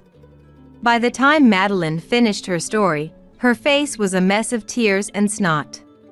No child should have to shoulder such a terrible burden alone. I pulled Madeline into a tight embrace. Daryl, having heard everything, was crying too. For a long while, the three of us just held each other. Madeline, I'm so sorry you had to go through that. I'm sorry I didn't notice. Me too. I'm sorry, Madeline. No, it's okay. I could feel you both supporting me, even if I didn't say anything. So, it's not your fault. As we hugged, I noticed Madeline was still crying, her body trembling. It seemed the incident had left her traumatized, and my heart ached for her. I couldn't forgive Sylvia for putting my child through such an ordeal. I told Daryl and Madeline to come home once they had calmed down a bit, then left the hospital on my own. After hearing the whole story, my in-laws turned to face Sylvia, their faces flushed with anger. Sylvia, finding herself without allies, glanced around nervously as she searched for words. About that pregnancy test you gave Madeline. Could it have been a fake? I did some research and found out there are novelty tests designed to always show a positive result. They're mostly sold online. Did you know that? I don't know anything about that. I've never heard of such a thing. Well then, you won't mind showing us your purchase history, right? Why should I have to show you what's on my phone? No way! I'm not letting you snoop through my stuff. If you really didn't know, you wouldn't be so defensive. And you just said you never would have thought to do something like that, didn't you? Sounds to me like you're admitting guilt. I'm telling you, I don't know. Sylvia tried to stand up and run away, but Jody grabbed her and demanded to see her purchase history. It seemed like she couldn't resist anymore. Then, Sylvia, resigned, threw the smartphone screen showing the purchase history towards me. I knew it. The screen displayed the record of a pregnancy test kit purchased as a prank. It was clear evidence of what Sylvia had done. Unable to hide it any longer, Sylvia confessed everything. Yes, I did it all. From the start, I couldn't stand Sherry acting all high and mighty after suddenly showing up. So, when I found out about Madeline's irregular periods, I just thought I'd mess with her a little. It was just a joke. Why are you all ganging up on me and complaining? Sylvia's confession revealed her selfish motives. The fact that I had contributed to Custom Tailor's sales and turned the business around. Moreover, through sales activities, I had become friendly with the neighbors and gained more acquaintances. From Sylvia's perspective, it seemed she didn't like that I was getting along better with everyone than she was. Unlike me, who always takes action and tries to interact with people, Sylvia had a passive personality. She had beautiful features and was recognized as a beauty by everyone. That's why Sylvia, who took pride in it, believed that others should always approach her first. She was friendly to those who did something for her, but cold to those who didn't do anything in particular. I think that's where the difference in our popularity stemmed from. What the heck? Just because you're a little good at sales, you're getting carried away. I bet you just asked people for favors, sucked up to them, and got them to praise you. Everyone keeps going on about Sherry, even though you're uglier than me. Hey! How can you say that to Sherry? Sherry has been working hard for our store, desperately coming up with new products and finding sales leads, sacrificing even her sleep. What have you been doing in the meantime? It's all right, Daryl, that's enough. I was furious at Sylvia's words, but this was in front of Madeline. I didn't want to show her a scene of us fighting with foul language. Perhaps sensing that, Daryl suppressed his anger and looked towards the front door. We've called the police too, so we absolutely won't forgive you. There's no need to make such a big deal out of it. Can't you take a joke? I can't believe this. Sylvia, who was taken away by Daryl, was being questioned by the police officer who had rushed over after Daryl's call, while loudly complaining. The officer was different from the one at the hospital, but it seemed like he had been briefed well and had a general grasp of the situation. Perhaps Sylvia was a little intimidated in front of the officer, or maybe she judged that it was better to tell the truth without hiding anything in order to be released quickly, but she honestly admitted the facts. Her tone was very light. Until the very end. It was just meant to be a little joke. It was a joke, so there's no need to apologize. She kept appealing to the officer. Seeing this, my parents-in-law kept apologizing to Madeline and me over and over again. It wasn't my parents-in-law's fault, but no matter how much we told them to stop, they wouldn't listen at all.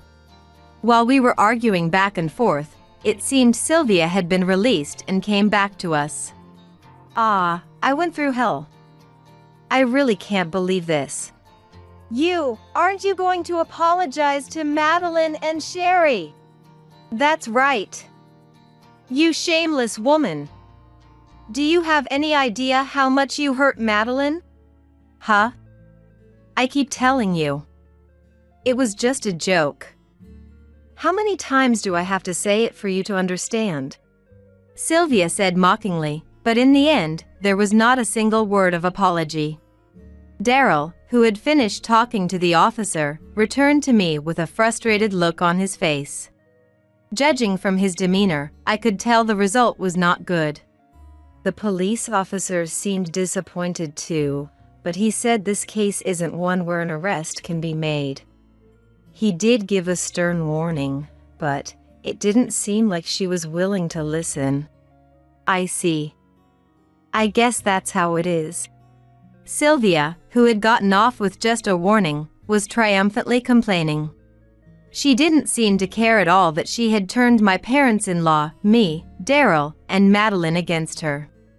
I had thought we could at least teach her a little lesson, but in the end, my revenge didn't go well, and I was left just feeling bitter.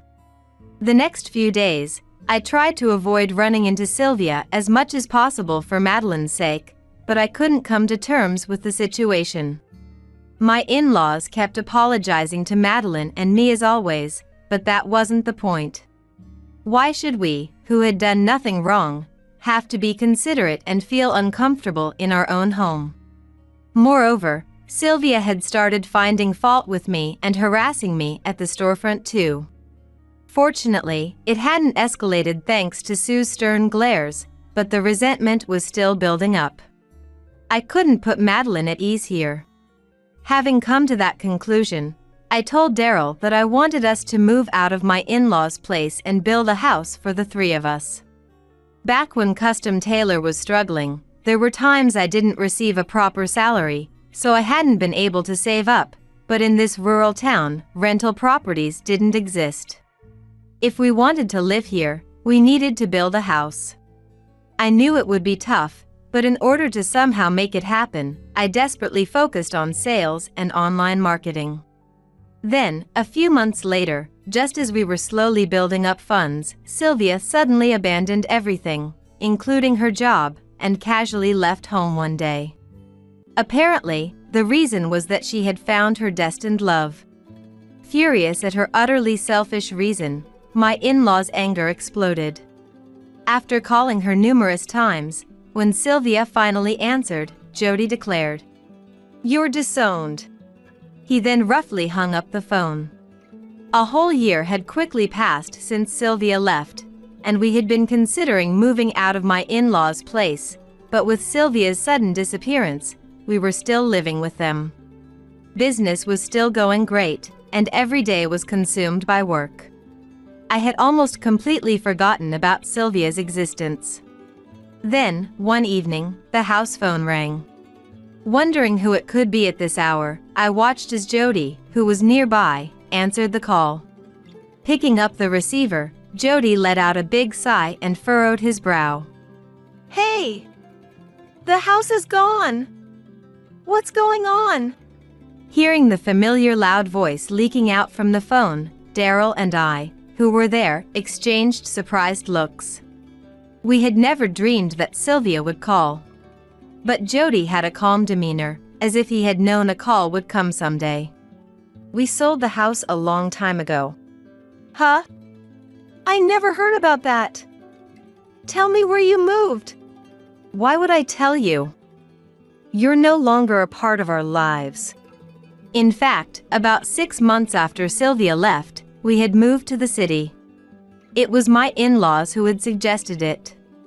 I didn't know the full circumstances, but there was no way someone with Sylvia's personality could live harmoniously with a man. My in-laws had been wary that someday, Sylvia would be kicked out and come back in a pinch. What are you saying? The store! You have the store, don't you? You'll be in trouble if I don't take it over for you. I haven't forgiven you for calling Custom Tailor's work outdated and a garbage business. I'd rather close the store than have you take over. Jody was so enraged like I had never seen before. Just like Daryl, he was usually gentle, and I had rarely seen him angry. For Jody to raise his voice this much, it must be quite serious. Still, I was surprised to hear that she had declared Custom Tailor's work to be an outdated garbage business in the past. Thinking about how my in-laws had forgiven such a worthless daughter and had continued on without abandoning her all this time, I couldn't hold back my tears. I'll say it one more time. You're disowned. Don't ever show your face in front of us again. Wait a minute. I'm in a really tough spot right now. Money. I need money. Come on, Dad, help me out. Before Sylvia could finish talking, Jody had hung up the phone, so I couldn't hear any more of her words after that. I could tell she had tried to win him over with tears at the end, but I wasn't sure how that pleading voice sounded to Jody. Jody's back after hanging up the phone was indescribably lonely, and I couldn't bring myself to say anything. Daryl gently patted my shoulder as I stood there at a loss for words. Far away from our hometown where the store used to be, we had no idea what became of Sylvia and were once again caught up in our busy daily lives. However, a few months later, while minding the store with Sue, a couple who were acquaintances of my in-laws from far away came to visit. This couple had continued to buy our products back when the store was on the verge of closing down. They had been purchasing through mail order for a while, but they had apparently come to see us while on a trip. And it was from this couple that I heard about Sylvia's current situation. It seemed that when Sylvia found out she had lost her house, she went around approaching anyone she could find in the neighborhood. Since it was a small rural area, Sylvia's misdeeds were already known to all the residents, and far from lending a helping hand, there was not a single person who even offered her kind words. A shameless woman who had hurt a girl of marriageable age with an unethical prank and remained defiant even to the police. She was apparently living her days with people talking behind her back. Even for Sylvia, living in that small town with no allies must have been uncomfortable.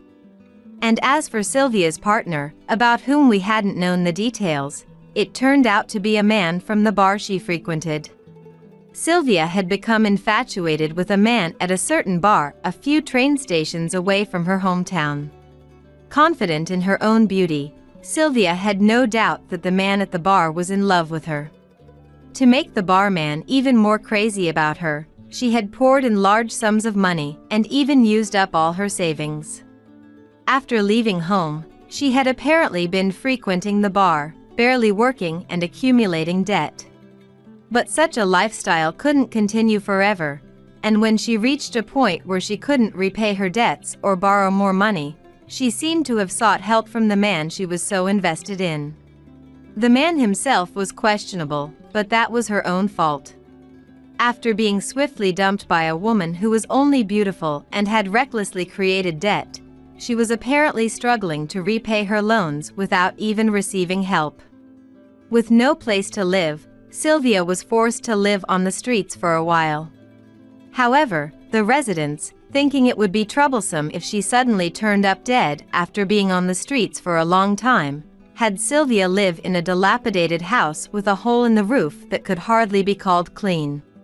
And now, even in her hardship, unable to honestly work, Sylvia was apparently clutching her remaining money, riding the train, and trying to seduce any man who looked wealthy.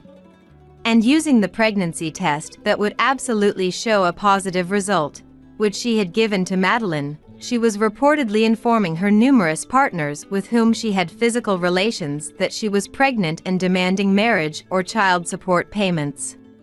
I was astounded that she was still targeting rich men at this point, but apparently, that strategy had yet to succeed, and she was often seen returning to the rundown house in her hometown, exhausted.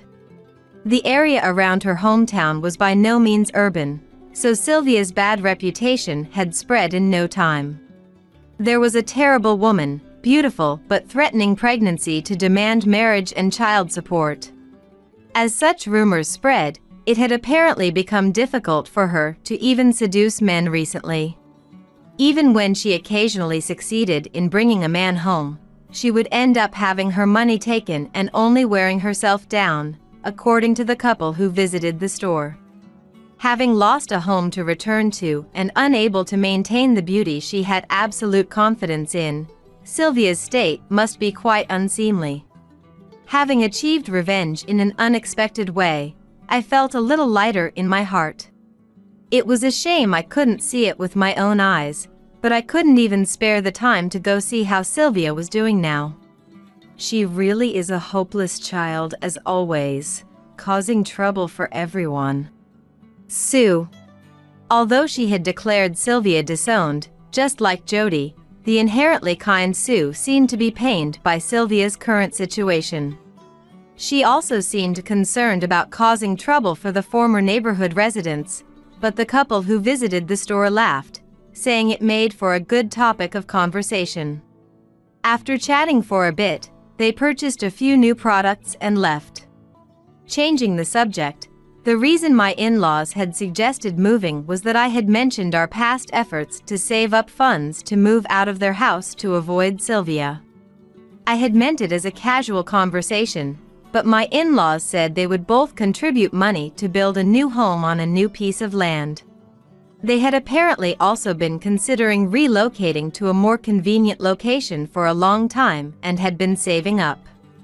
Thanks to that, we were able to build a better house than expected, with a factory next to the store-cum house. The craftsmen were all people who had fallen for my in-laws' character after overcoming the difficult times together, so they followed us to the distant new location. Recently, Young apprentices who have been inspired by the quality of the products here have started joining us, saying they want to learn the techniques, and our whole family has begun working on passing down the tradition. There may still be a long way to go, but I feel a strong sense of fulfillment in this work. Ever since Madeline stopped the irregular lifestyle that the doctor had warned her about, perhaps because she has no stress, her menstrual cycle has returned to normal, and she seems to be getting along well with the friends she made at her new school. Moreover, Madeline has recently developed a strong interest in fashion and has started thinking about creating original designs for clothes, scarves, and such. Her design approach from a perspective that we don't have is full of new discoveries. Every day is so busy that I have no time to rest, but I felt fulfilled. I want to work hard to further expand the company and spread the appeal of custom tailor to many more people. My name is Olivia. I'm 35 and have been married to my husband Lucas for 7 years. We have a 5-year-old son, Thomas. Normally, it's just the three of us living a peaceful life, but I have one major grievance. It's the long vacations and Christmas when we go to Lucas's parents' house. Only his parents live there, but during the holidays, his sister and her family join us too. During these gatherings, which sometimes exceed 10 people, I'm expected to handle all the meal preparations. Because I'm married to the eldest son, everyone seems to think it's my duty. His sisters don't help me at all. On top of that, they leave their kids with me and go out to have fun.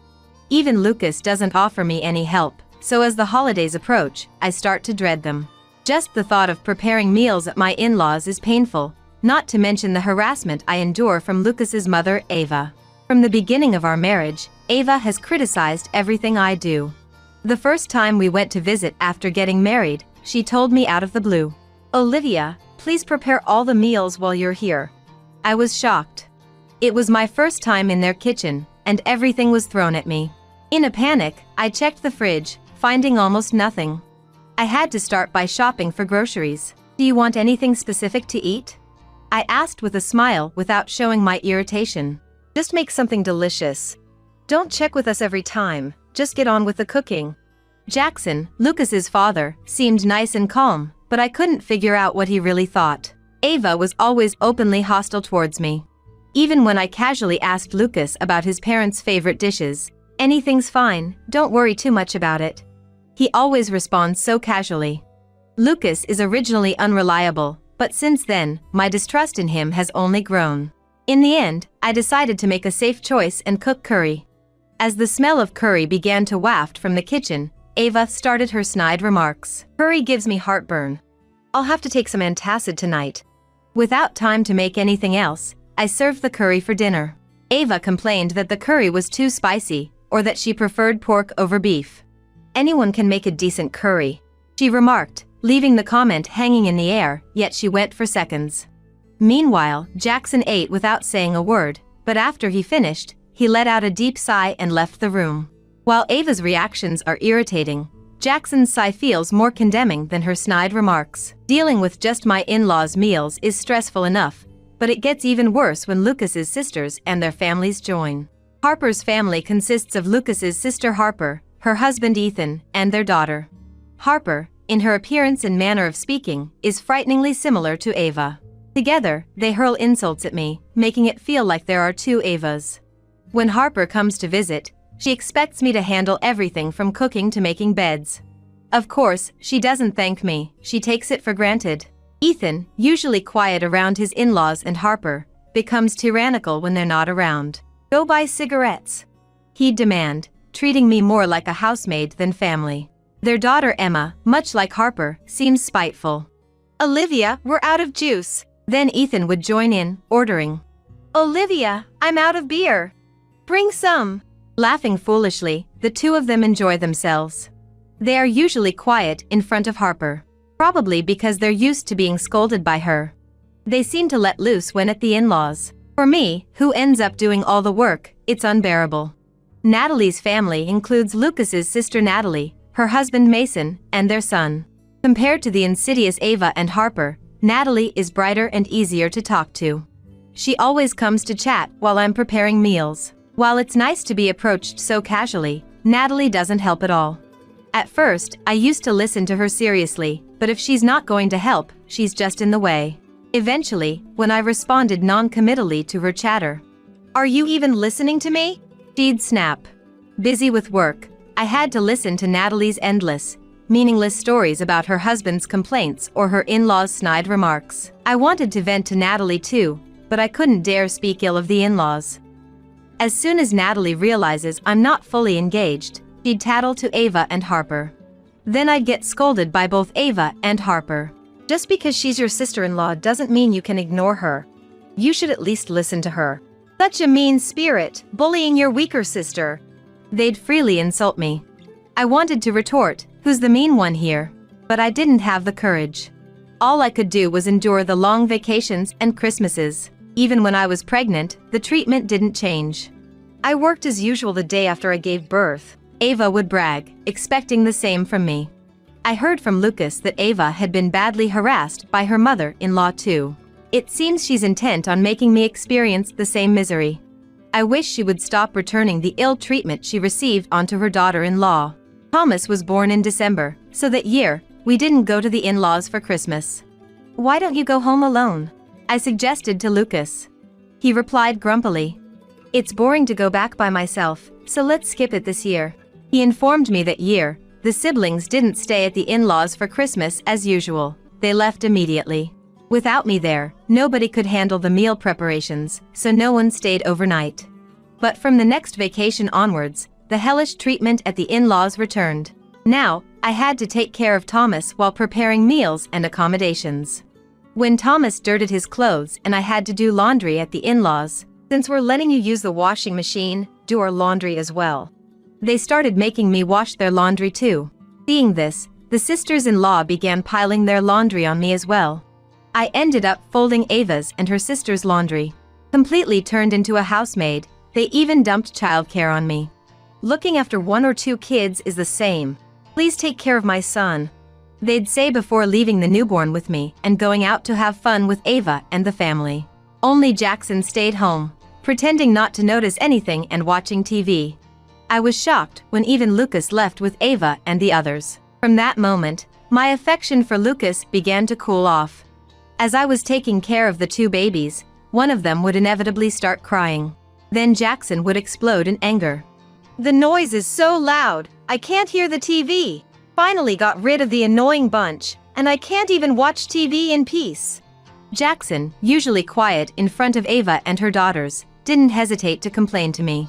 I hated his silent pressure on regular days, but him yelling like this was just pathetic. The men in this house only act tough when the women aren't around, then badmouth them behind their backs, especially Mason, who is amusing to watch because of his drastic two-faced nature. In front of Ava and the sisters-in-law, he's all smiles, serving food and drinks diligently. But when the women are absent, he's swapping nasty comments about their wives with Ethan. Not caring about how it affects me, his wife, they freely talk trash. "Why do we have to come here every vacation and Christmas? I feel the same. It's nothing but torture for us husbands. Moreover, just between us, my marriage isn't going too well, so next time I might not be here," they'd say, laughing uproariously. Whether they're joking or serious. They don't care that I'm listening, the conversation escalates. "Honestly, my marriage isn't great either. My wife is too domineering, always looking down on me." They glanced around, and seeing it was just me, they began whispering. "My wife is just like her mother. Thinking about her getting even tougher with age is dreadful." Daughters do resemble their mothers, don't they? Recently, even her face is starting to look like her mother's, and it's creepy. Both of them were rolling on the floor, laughing at their own words. I began to wonder if Lucas also talked badly about me when I wasn't around. These two, laughing at such talk, would transform into entirely different people the moment Ava or the sisters-in-law appeared. They knew that if I told Ava or the sisters-in-law about their behavior, I would be the one accused of lying. That's why they felt free to speak ill of Ava and the sisters-in-law in front of me. Year by year, the workload dumped on me during the holidays at the in-laws grew heavier. Apart from meals, overnight arrangements, childcare, and laundry, now I was even tasked with picking up and dropping off Natalie's family. During a meal right before everyone was about to leave, I'd like a beer, but I have to drive home, so maybe I should refrain," Mason mentioned. Hearing this, Ava chimed in. "From next time, let's have Olivia pick you up. That way, you can drink beer without any worries," she suggested to Mason. Mason, perhaps jokingly, agreed, but Ava took it seriously. "No, you don't need to go that far," he said. But cutting off his words, Ava commanded, "From now on, you will do the pickups." No one dared to object. In the car back home, even I, usually restrained, lashed out at Lucas. "I'm already cooking, arranging accommodations, taking care of the kids, and even doing everyone's laundry. Now I have to do pickups too." Lucas, taken aback by my anger, was at a loss for words. "Is there no limit to harassing your wife? How much more do they want to exploit me?" My anger was justified. The in-laws' house was in a snowy region, making Christmas visits challenging. Natalie's house was a 2-hour drive one way, but in heavy snow, it could take nearly double that time. I knew Ava would expect me to finish cooking and then go pick up Natalie's family. Exhausted and asked to drive in such conditions was absurd. I'm not accustomed to long drives, and surely Natalie's family would be terrified too.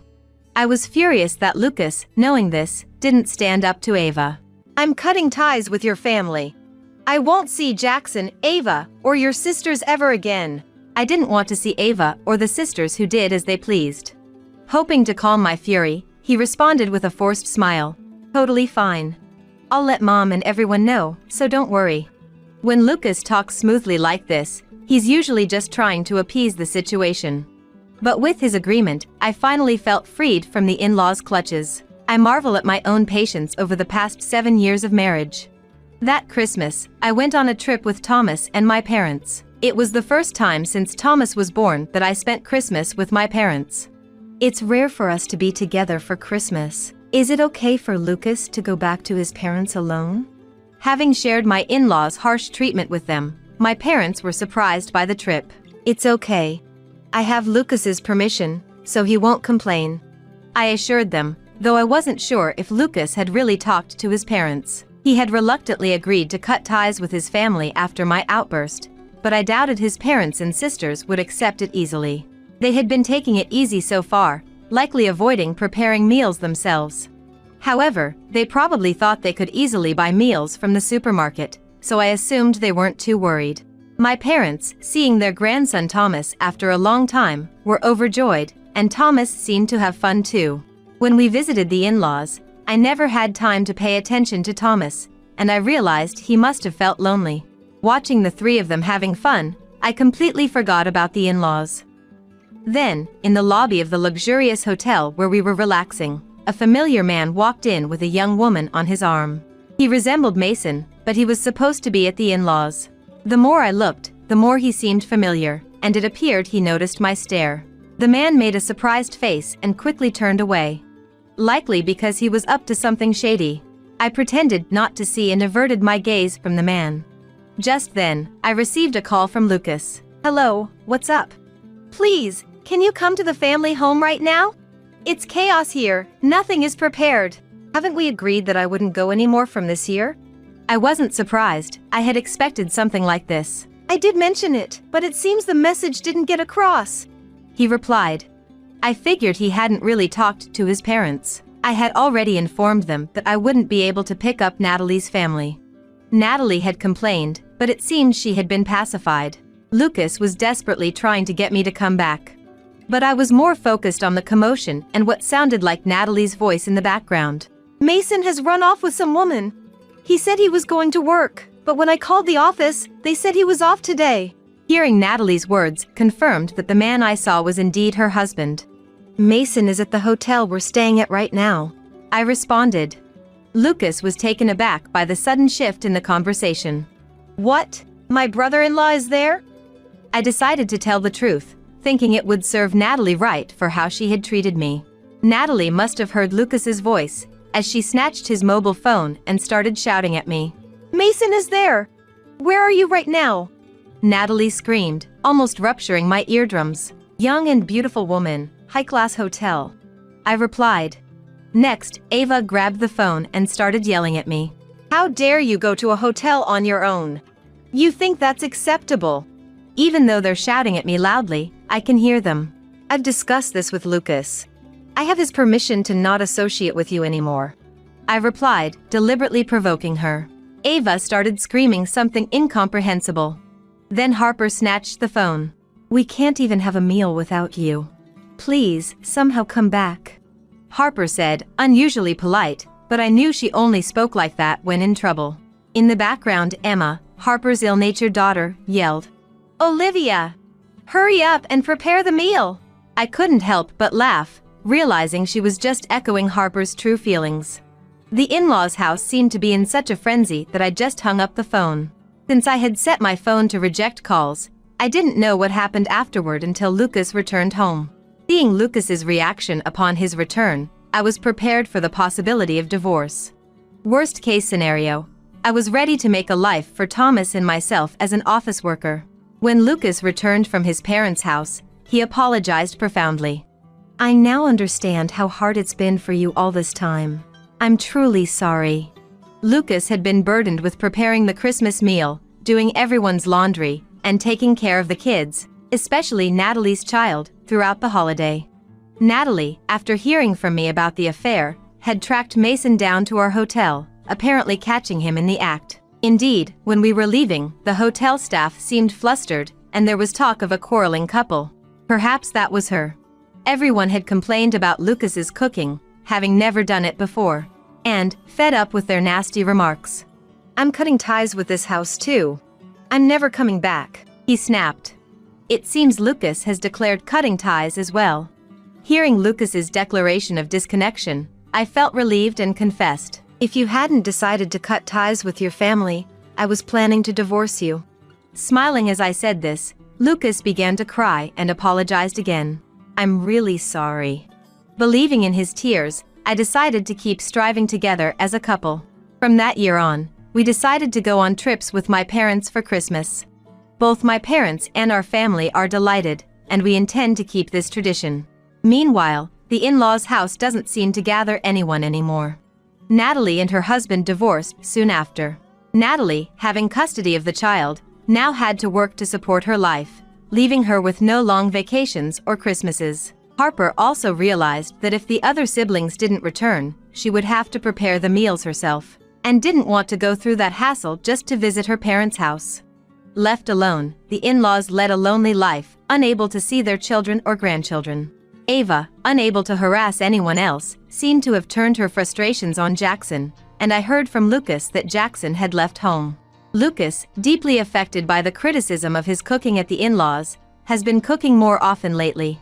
Watching Lucas improve his cooking skills makes all that commotion feel like a distant memory. Taking care of dad and mom is all on you, my dear wife. If you oppose, I'll divorce you and sue for alimony, huh? Could he really believe such an absurd demand would pass? I looked at Georgina, utterly exasperated. Alex stood there boldly, giving me a nasty smirk while looking at me. He must think I would accept his demand. Indeed, I've complied with the requests for the sake of the in-laws, believing it was the right thing to do. Regardless of Alex, I thought those two were good people. But now, having seen Brittany's true nature, I've lost all concern, let alone any sympathy. I smiled back at Alex. All right then. Let's get a divorce. Don't come crying to me later. Talking back to your husband, what a failure of a wife. Good riddance. Choosing your job over dad and mom. Unbelievable. Oh, my apologies for that. Exactly. I'd prioritize dad and mom over my job any day. Unlike you, who's utterly heartless. Alex boasted too proudly. Then why didn't he take time off work now? Instead of pushing it onto me, he should just take a break and help out his parents. Blaming and pushing responsibilities onto me without lifting a finger, what a way to shift the blame. From now on, even if we see each other at work, don't you dare speak to me. I should have chosen a different company. Alex's parting words pushed me to my limit. Then you're fired. What? Fired? You're not my boss. What are you on about? Gone mad from the divorce shock? I couldn't help but reveal a truth Alex was unaware of. I'm Ren, 40 years old. I run an apparel company. I started this company at 26. Having lost my parents early, I motivated myself by setting goals and focusing on achieving them. Decades later, I've dedicated my life to stabilizing the business, working tirelessly.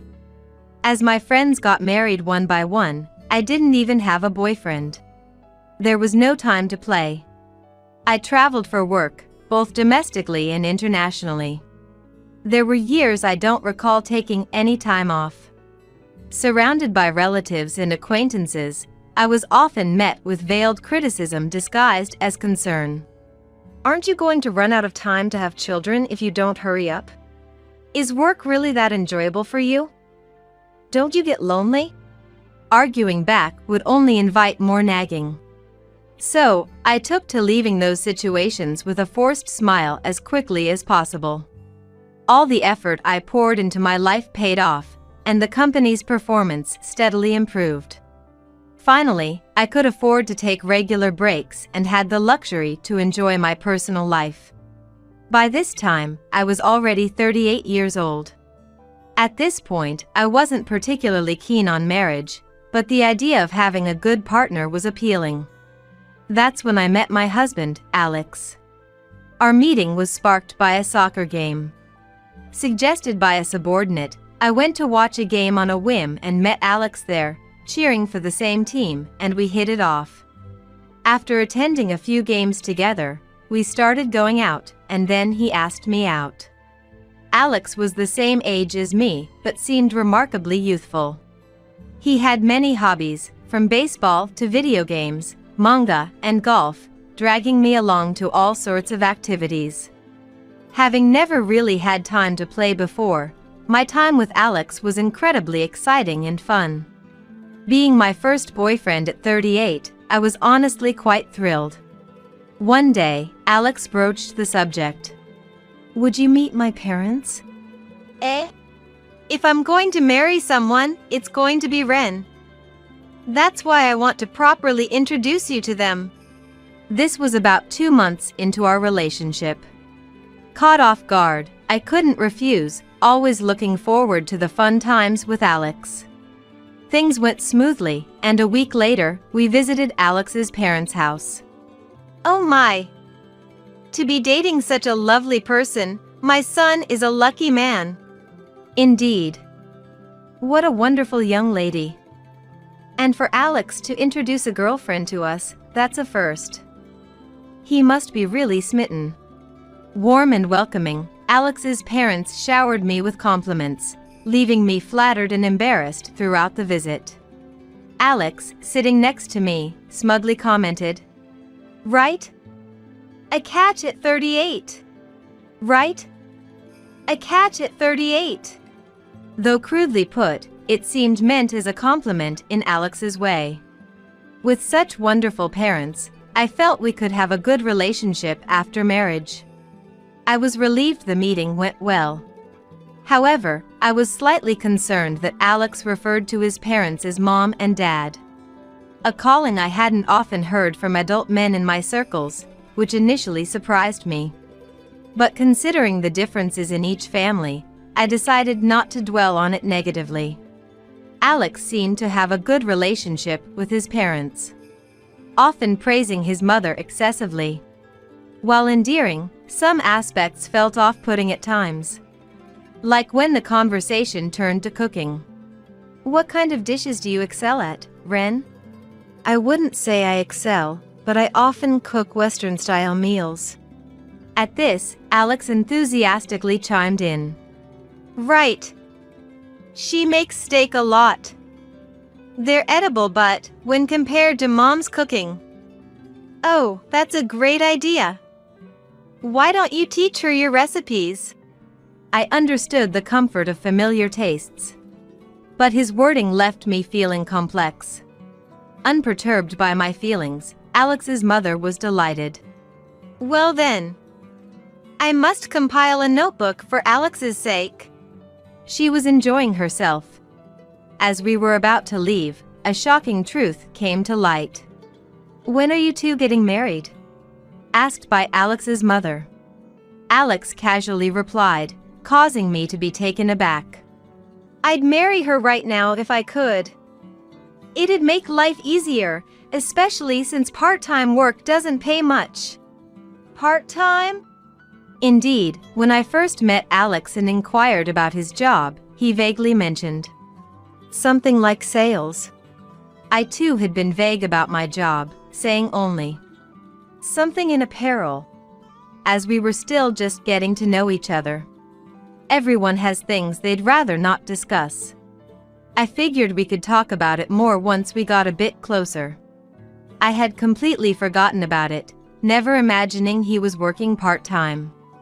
Stunned, Alex explained with a frustrated look. "What's with that face? Thinking even at 38? But, you see, there's a good reason for this." Turns out, Alex's mother has always been frail and prone to sickness. Then, 2 years ago, his father fell ill and needed care. Alex, who was working in sales at a steel company at the time, quit to take care of his father, switching to a more flexible part-time job. Mom alone would have a hard time, right? I just wanted to be there for my parents. I thought it'd be fine to stay part-time for that reason. Alex glanced at his parents and nodded. "Recently, both Mom and Dad have been in good health, so I'm thinking of getting a full-time job again. I gotta work hard if I'm going to marry Ren." Hearing about the part-time work, I felt ashamed of my disappointment. Alex had simply prioritized his parents over his job. What a kind and warm person he is. And now, he's thinking of what's best for me. After our conversation, I thought for a moment and then made Alex an offer. "If you're interested, why don't you apply to my company?" Eh? Work at the same company as Ren? Yeah. It's a bit different, but you were in sales before, right? We're actually looking for sales staff right now. I meant well with my suggestion, but Alex visibly grimaced. "I'd rather work somewhere I can earn more. I want to make Mom feel secure." Did he think I wasn't earning enough? I explained more about our company. Showing him job listings, I pointed out the salary and holidays, along with other benefits. Alex, who had been skeptically browsing the site, gradually warmed up to the idea. This might not be too bad after all. And so, he applied to a position at my company. Fortunately, we were looking to significantly expand our sales department, so Georgina was hired. Pressured somewhat by his parents, we registered our marriage. Who would have thought we'd end up working at the same company? Indeed. By the way, which department are you in? It seems Alex still thought of it as just the company I work for, not realizing I'm the owner. I hadn't kept it a secret on purpose, but it felt awkward to bring it up, and I hadn't mentioned it yet. This seemed like a good opportunity, so, with a nervous heart, I was about to reveal the truth. Actually, Alex cut me off with an unexpected remark. "Well, it doesn't matter. I'll probably quit eventually anyway." Eh? Quit? What did he mean by that? A bad feeling washed over me. Alex glanced at me and laughed, a smile I hadn't seen before. It scared me. "What? You got a problem?" No, it's not a complaint, but what do you mean? I'm not planning to quit my job now. Oh, unless we have kids? But my company offers maternity and paternity leave. Kids are out of the question. We're already busy with Dad and Mom. Dad and Mom? As I tilted my head, Alex mimicked me mockingly. Yeah, my parents. Didn't I say they need care?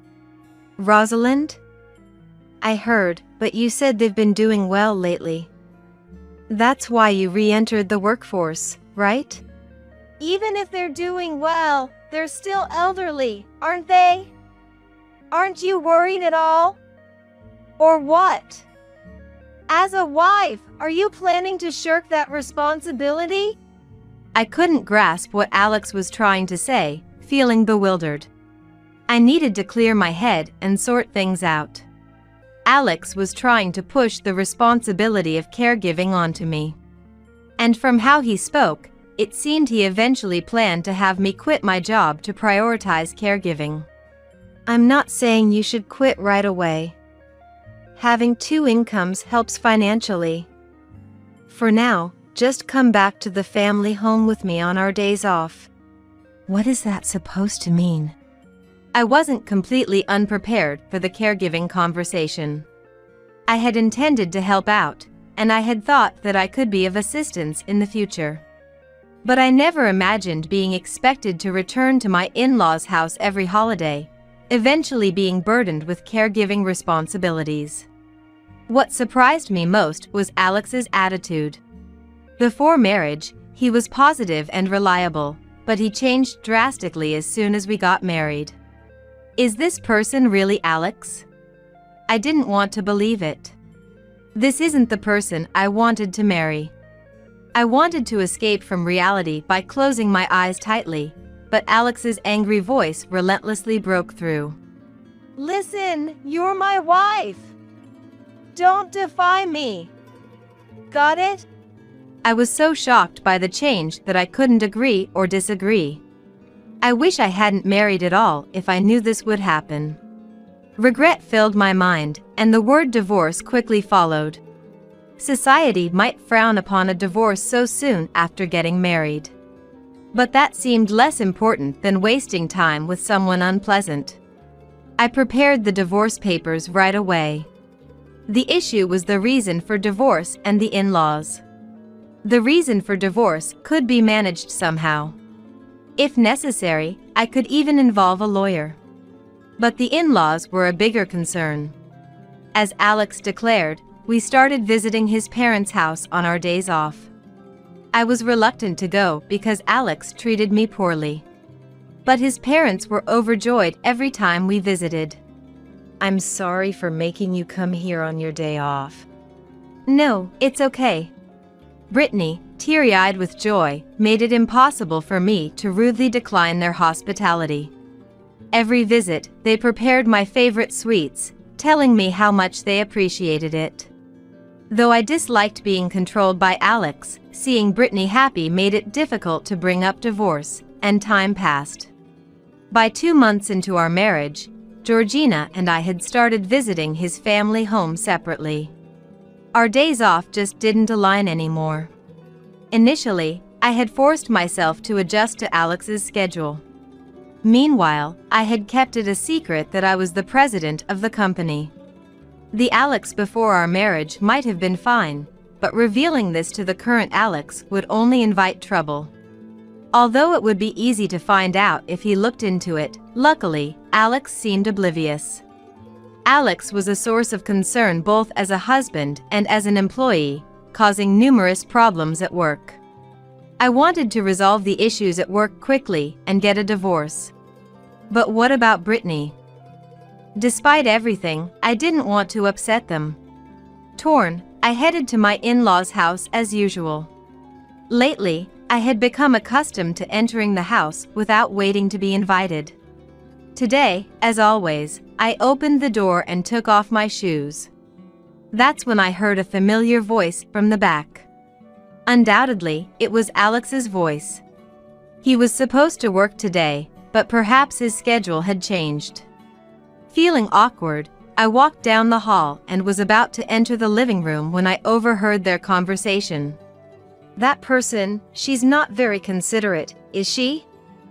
And her housekeeping is subpar. She's earnest, but couldn't you find someone better? Indeed, it was Brittany's voice. However, the tone was so full of malice, unlike anything I had heard from her before. It sounded like something out of a movie, so spiteful and unlike the Brittany I knew. Yet, it was unmistakably Brittany's voice. Despite all the praise she had given me, the thought of the gentle Brittany saying such things tightened my chest. I didn't want to hear any more, but my legs felt too heavy to move. "Sorry, Mom. But, she's tall, so she might be able to carry you if necessary. With a bit of training, she could become more useful." Well, for now, she's pleasant and financially supportive, so I suppose that's acceptable. We're hoping for potential, I guess. Alex and Brittany were laughing carelessly as they spoke. As I listened, my heart pounded with the realization that they were talking about me. Georgina's constant complaints were one thing, but I was shocked to discover Brittany's hidden side. Brittany, who always seemed so grateful, who would lower their head in thanks repeatedly, making me feel almost guilty. We shared laughs over snacks and meals I had cooked.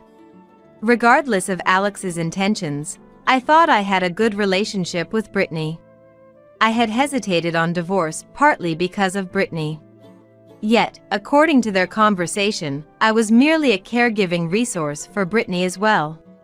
Brittany then added insult to injury with this remark. For now, I'll keep praising her and egging her on. She looks so foolishly happy then. Alex, you should learn from me. A fool and his scissors are easily parted, as they say. Hearing this, I left the house as if fleeing. After calming myself down a bit, I contacted Alex and his family. "I'm going to be busy for a while and won't be able to visit or contact you. I'll reach out again later." Despite multiple calls from both Alex and his family, I ignored them all. Alex's angry messages were even recorded on the voicemail. "Do you think you can trouble Mom like this? Apologize to her in person right now. You don't have the right to refuse." As if anyone would comply after being spoken to like that. Naturally, I ignored this too. At work, I made sure not to run into Alex and started staying at a hotel after hours. During this time, I methodically prepared for divorce. Then, one day when preparations were sufficiently in place, I was finally caught by Georgina, who had been lying in wait at the office. "Hey! Ren!" Upon spotting me, Georgina looked like he was about to grab me but restrained himself, likely due to the presence of others. I decided to move the conversation to an empty conference room to talk with Alex. "I've been looking for you. What do you think you're doing? How many times have I called you? Do you have any idea how much I've been searching for you?" Alex was clearly furious. His breath was heavy, and his eyes, bloodshot and glaring, seemed to curse me with every look. As soon as we entered the room, he approached me with heavy footsteps. Then, standing right in front of me, he aggressively grabbed my wrist. "Let go! I told you on the phone, didn't I? I'll contact you when I've calmed down. Is there anything more important to you than my dad and mom? Do you realize how lonely you've made them feel by not being there?" Lonely? They were talking behind my back, and yet he dares to complain. I trembled with anger. I wished I could shut him up right there and hurl at him the worst insults I could think of. But I was too agitated to articulate my thoughts properly, so all I could do was grit my teeth and glare at Alex. Taking advantage of my silence, Alex continued. "Poor them, right? Even now, they're hungry because there's no food at home. Forget work today. You should just go back home." "Don't you dare tell me what to do with my work. You're not a child, and caregiving doesn't mean you can't move. It's about time you stopped being so dependent." I shook off Alex's hand and yelled. "I have an important meeting later today. There's no way I can just take off. And if it's so important, you should take a day off and go yourself. There was no need for me to sacrifice so much for such people. Throwing away important work for them? Alex probably never expected me to fight back. He staggered back, surprised. You're talking back to me. A wife's place is too. I've been thinking, your values are skewed. What do you mean a wife's place? They're your parents, aren't they? Shouldn't you be taking care of them instead of pushing it onto someone else? Indeed, Alex's work today was supposed to be just preparing documents and meetings in the office. The document preparation could be rescheduled, and the meetings could be rearranged if he asked others, without causing much inconvenience. If Brittany was so important, he should be the one to take time off. If he won't, it shows how little they matter to him. Yet he dares to blame and try to control me. Such a convenient mama's boy. Disgusting. What? That's ridiculous. Why should I, the husband, have to bow my head and skip work just to clean up after my wife? Clean up what exactly?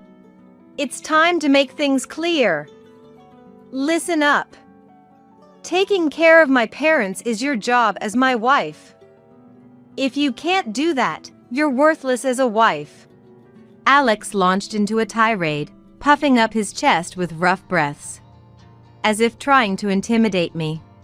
Was he trying to scare me? He seemed like some playground bully. Not scary at all. What even is the value of a wife? Why do I have to be evaluated? So, what exactly do you want from me? I asked, my voice laced with a sigh. Alex snorted derisively. Taking care of dad and mom is all on you, my dear wife. If you oppose, I'll divorce you and sue for alimony, huh? Could he seriously believe such an absurd demand would fly? I looked at Alex, utterly dumbfounded, but there he was, standing tall and proud, giving me a nasty smirk. He must think I'd comply with his demand after becoming attached to Brittany. Indeed, I had been accommodating to the in-laws, thinking it was for the best. Regardless of Alex, I thought those two were good people. But now, having seen Brittany's true colors, I couldn't care less, let alone feel any sympathy. I smiled back at Alex. All right then. Let's get a divorce. Huh? Alex sounded completely taken aback. Do you even understand what you're saying? Yes. I can't be the wife you want. So, let's get a divorce, shall we? If you want to sue for alimony, go ahead. Whether you'll get it is another matter, though. I pulled out the divorce papers from my bag and handed them to Georgina. I had been keeping them on hand ever since I considered divorce. Are you serious? Do you realize what you're doing? Yes. Please, sign them quickly. Alex froze, seemingly in disbelief. Seeing his hesitation, I said, Oh, you're not divorcing? Just talk, then? Which made him furiously scribble his signature on the papers. After reviewing the signed document, everything was in order. I immediately handed it over to my secretary to file. Well, we're strangers now. As I stated matter-of-factly, Alex spat out. You'll regret this. Talking back to your husband, what a failure of a wife. Good riddance. Choosing your job over dad and mom. Unbelievable. Oh, my apologies for that. Exactly. Even if I lost my job, I'd prioritize dad and mom. I'm not heartless like you. Alex said this with too much pride. Then why didn't he take time off now? Instead of pushing it onto me, he should just take a break and help out his parents. Blaming me while he just complains is just passing the buck. From now on, even if we see each other at work, don't talk to me. I should have chosen a different company. Alex's parting shot pushed me to my limit. Then you're fired. I believe it was the coldest voice I've ever used. Alex stopped in his tracks and turned around and puzzled. Huh? Dismissed? You're not my boss. Have you gone mad from the divorce shock? Alex laughed, perhaps thinking it was a joke. I sighed softly and fixed my gaze on Georgina. When our eyes met, Alex flinched, looking at me, anxiously, bracing for what was to come. I inhaled deeply and spoke calmly. The funny one is you. You don't even recognize the face of your own company's president? Huh? No, that can't be. Alex's mouth twitched as he pulled out his smartphone and started searching. As he stared at the screen, the color drained from his face. He must have finally realized who I was. You're the president of this company? Finally caught on, have you? Alex knelt down and bowed his head to me, his voice trembling pitifully. It's not like that, Ren. I didn't know. Not know? No, you chose not to know, didn't you? I never brought it up, but there were plenty of opportunities for him to find out. A simple search on his phone would have revealed my name, if not my photo.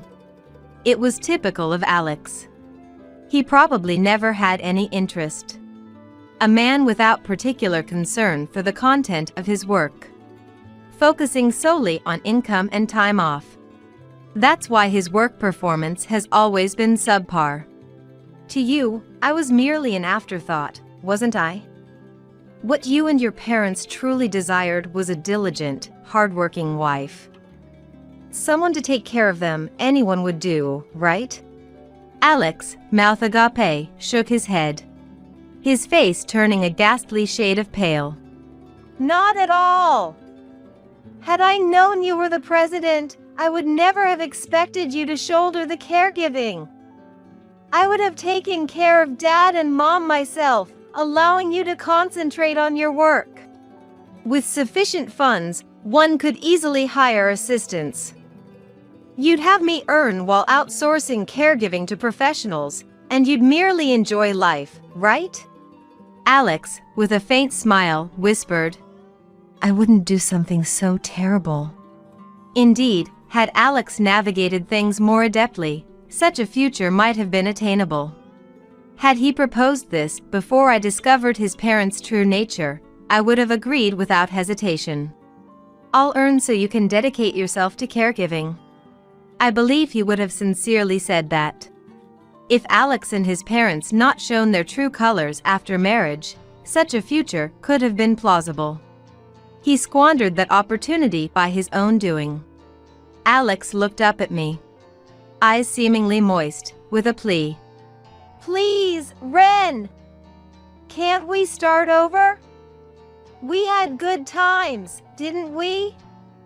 Let's visit all those places again. True, you always took me to places I never knew. Every place you took me was indeed fun. A glimmer of hope shone in Alex's face. Right? So, if that's the case. However, that was merely you donning a mask to get married. Life with you post-marriage was profoundly disappointing. That is. I wonder if the divorce papers have been processed by now. Well, I must prepare for a meeting. Regarding the dismissal, I'll contact you later. You may leave for today. I packed my belongings, waved flippantly at Alex, and reached for the door. But before I could open it, Alex grasped my left hand. Turning around, I faced Alex's glare. I glared back and simply asked, Anything else? Anything else? This isn't over. Suddenly deciding on a divorce, then revealing you're the president, and now a dismissal. I can't just accept this. It's all too arbitrary on your part. The divorce was initiated by you. You didn't expect me to agree to it. Moreover, you should have properly informed me that you were the president. It appears Alex had planned to use the divorce as leverage to control me. The revelation of my presidency must have been a shock to him. Blaming others and shirking responsibility onto his wife. Such actions are unbecoming of an adult. It's absurd that I had to set everything up for him, yet he never questioned it. He's always lived by blaming others. I'm at a loss for words from sheer disbelief. Alex is grinding his back teeth, seemingly regretting letting go of his financial support, but that's not my concern. Isn't that too self-serving? Blaming me for your lack of planning and ignorance isn't fair, I said, causing Alex's face to flush red as he yelled back in a strained voice. Coward! How can the president of such a large company justify firing an employee for personal gain? That's unacceptable. Such tyranny won't be tolerated. Alex postured as if he had the moral high ground. His thinking is too immature. Always believing he's in the right. Can he not comprehend what's been said? I couldn't help but hold my head in my hands. Seeing me like this, Alex, thinking he had won, smirked triumphantly. See? I hit the nail on the head. Should I bring this to light? You'd be the one in trouble. I'm astounded by your foolishness. If it comes out, you're the one who'll suffer. What are you talking about? I cut Alex off, listing names.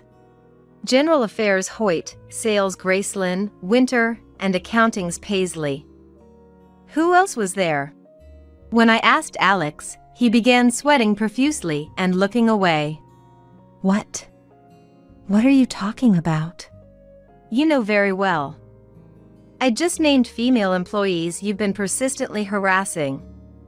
They've come to me seeking help. Most employees don't know Alex is my husband. Only my secretary is aware. Among them, I received complaints like, "I'm troubled by the constant invitations from sales Alex." At first, I doubted my ears. My own husband was hitting on multiple young female employees. And despite their rejections, he kept coming back. I was mortified and apologetic beyond words. I was just trying to foster camaraderie among employees, Alex defended. by specifically targeting women over a decade younger than you? And inviting them to hotels? What kind of camaraderie were you trying to build? There were messages sent from Alex to these women, undeniable proof. No matter what Alex said, there was no escaping it. You're not only underperforming, but you're also a nuisance to others. It's my job as president to remove those who are detrimental to the company, isn't it? But that's right. And from accounting, there's a report that you might be fudging expenses. What about that? Surely, you wouldn't stoop so low, would you? Alex averted his eyes and fell silent. Regrettably, it seems that was true as well.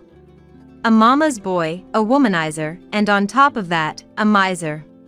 Moreover, to think he caused trouble not just for me but for others too, it's disappointing not just as a husband but as a person. I'm disillusioned by my lack of judgment in not seeing him for what he was. Feeling inept for not having seen through such a person.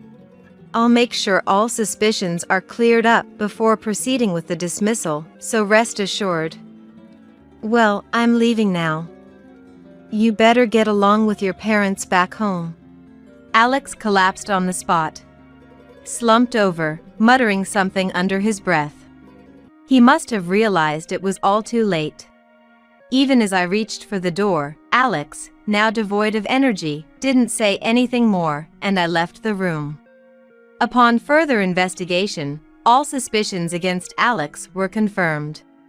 After making Alex apologize to the affected female employees, he resigned voluntarily, taking responsibility. Now jobless, Alex returned to live with his parents at home. A while later, he attempted to start working again part-time, but then something unexpected happened to Alex. Until now, though former Rosalind needed care, former Brittany was essentially able to manage daily tasks on her own. Thanks to this, Alex only had to help out occasionally. However, former Brittany has recently started showing signs of dementia, including instances of wandering at night. A father who physically requires care and a mother who is usually fine but occasionally shows symptoms of dementia.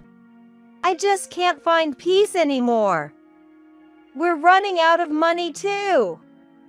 Please help. I received a plea for help from Alex, indicating he was at his limit. If our divorce had been amicable and there were no hard feelings towards my former in-laws, I might have been inclined to help. But these were the people who had looked down on me as nothing more than a caregiver. There's no room for sympathy. It sounds tough, but I'm afraid I cannot offer any assistance. Furthermore, as we are now strangers, I kindly ask that you refrain from contacting me further. Depending on the situation, I may have to take appropriate actions. After conveying this, I no longer received any messages from Alex. After divorcing Alex, I had decided I was done with marriage and resolved to live alone. However, just when I had settled on this, someone I had known for many years through work confessed his feelings to me. The trauma from Alex made me consider declining, but knowing this person's sincerity from our long acquaintance, I gratefully accepted the offer to start dating. Whether this will lead to marriage, I'm uncertain, and part of me doubts, fearing a change post-marriage, but this person is the most gentle individual I've ever met. Moreover, since he is also a business owner, we can share and understand each other's work. Unlike with Alex, he truly feels like a partner should. If I can spend the future with him, this happiness I feel now will surely continue. Hoping for such a future, I continue to work hard today.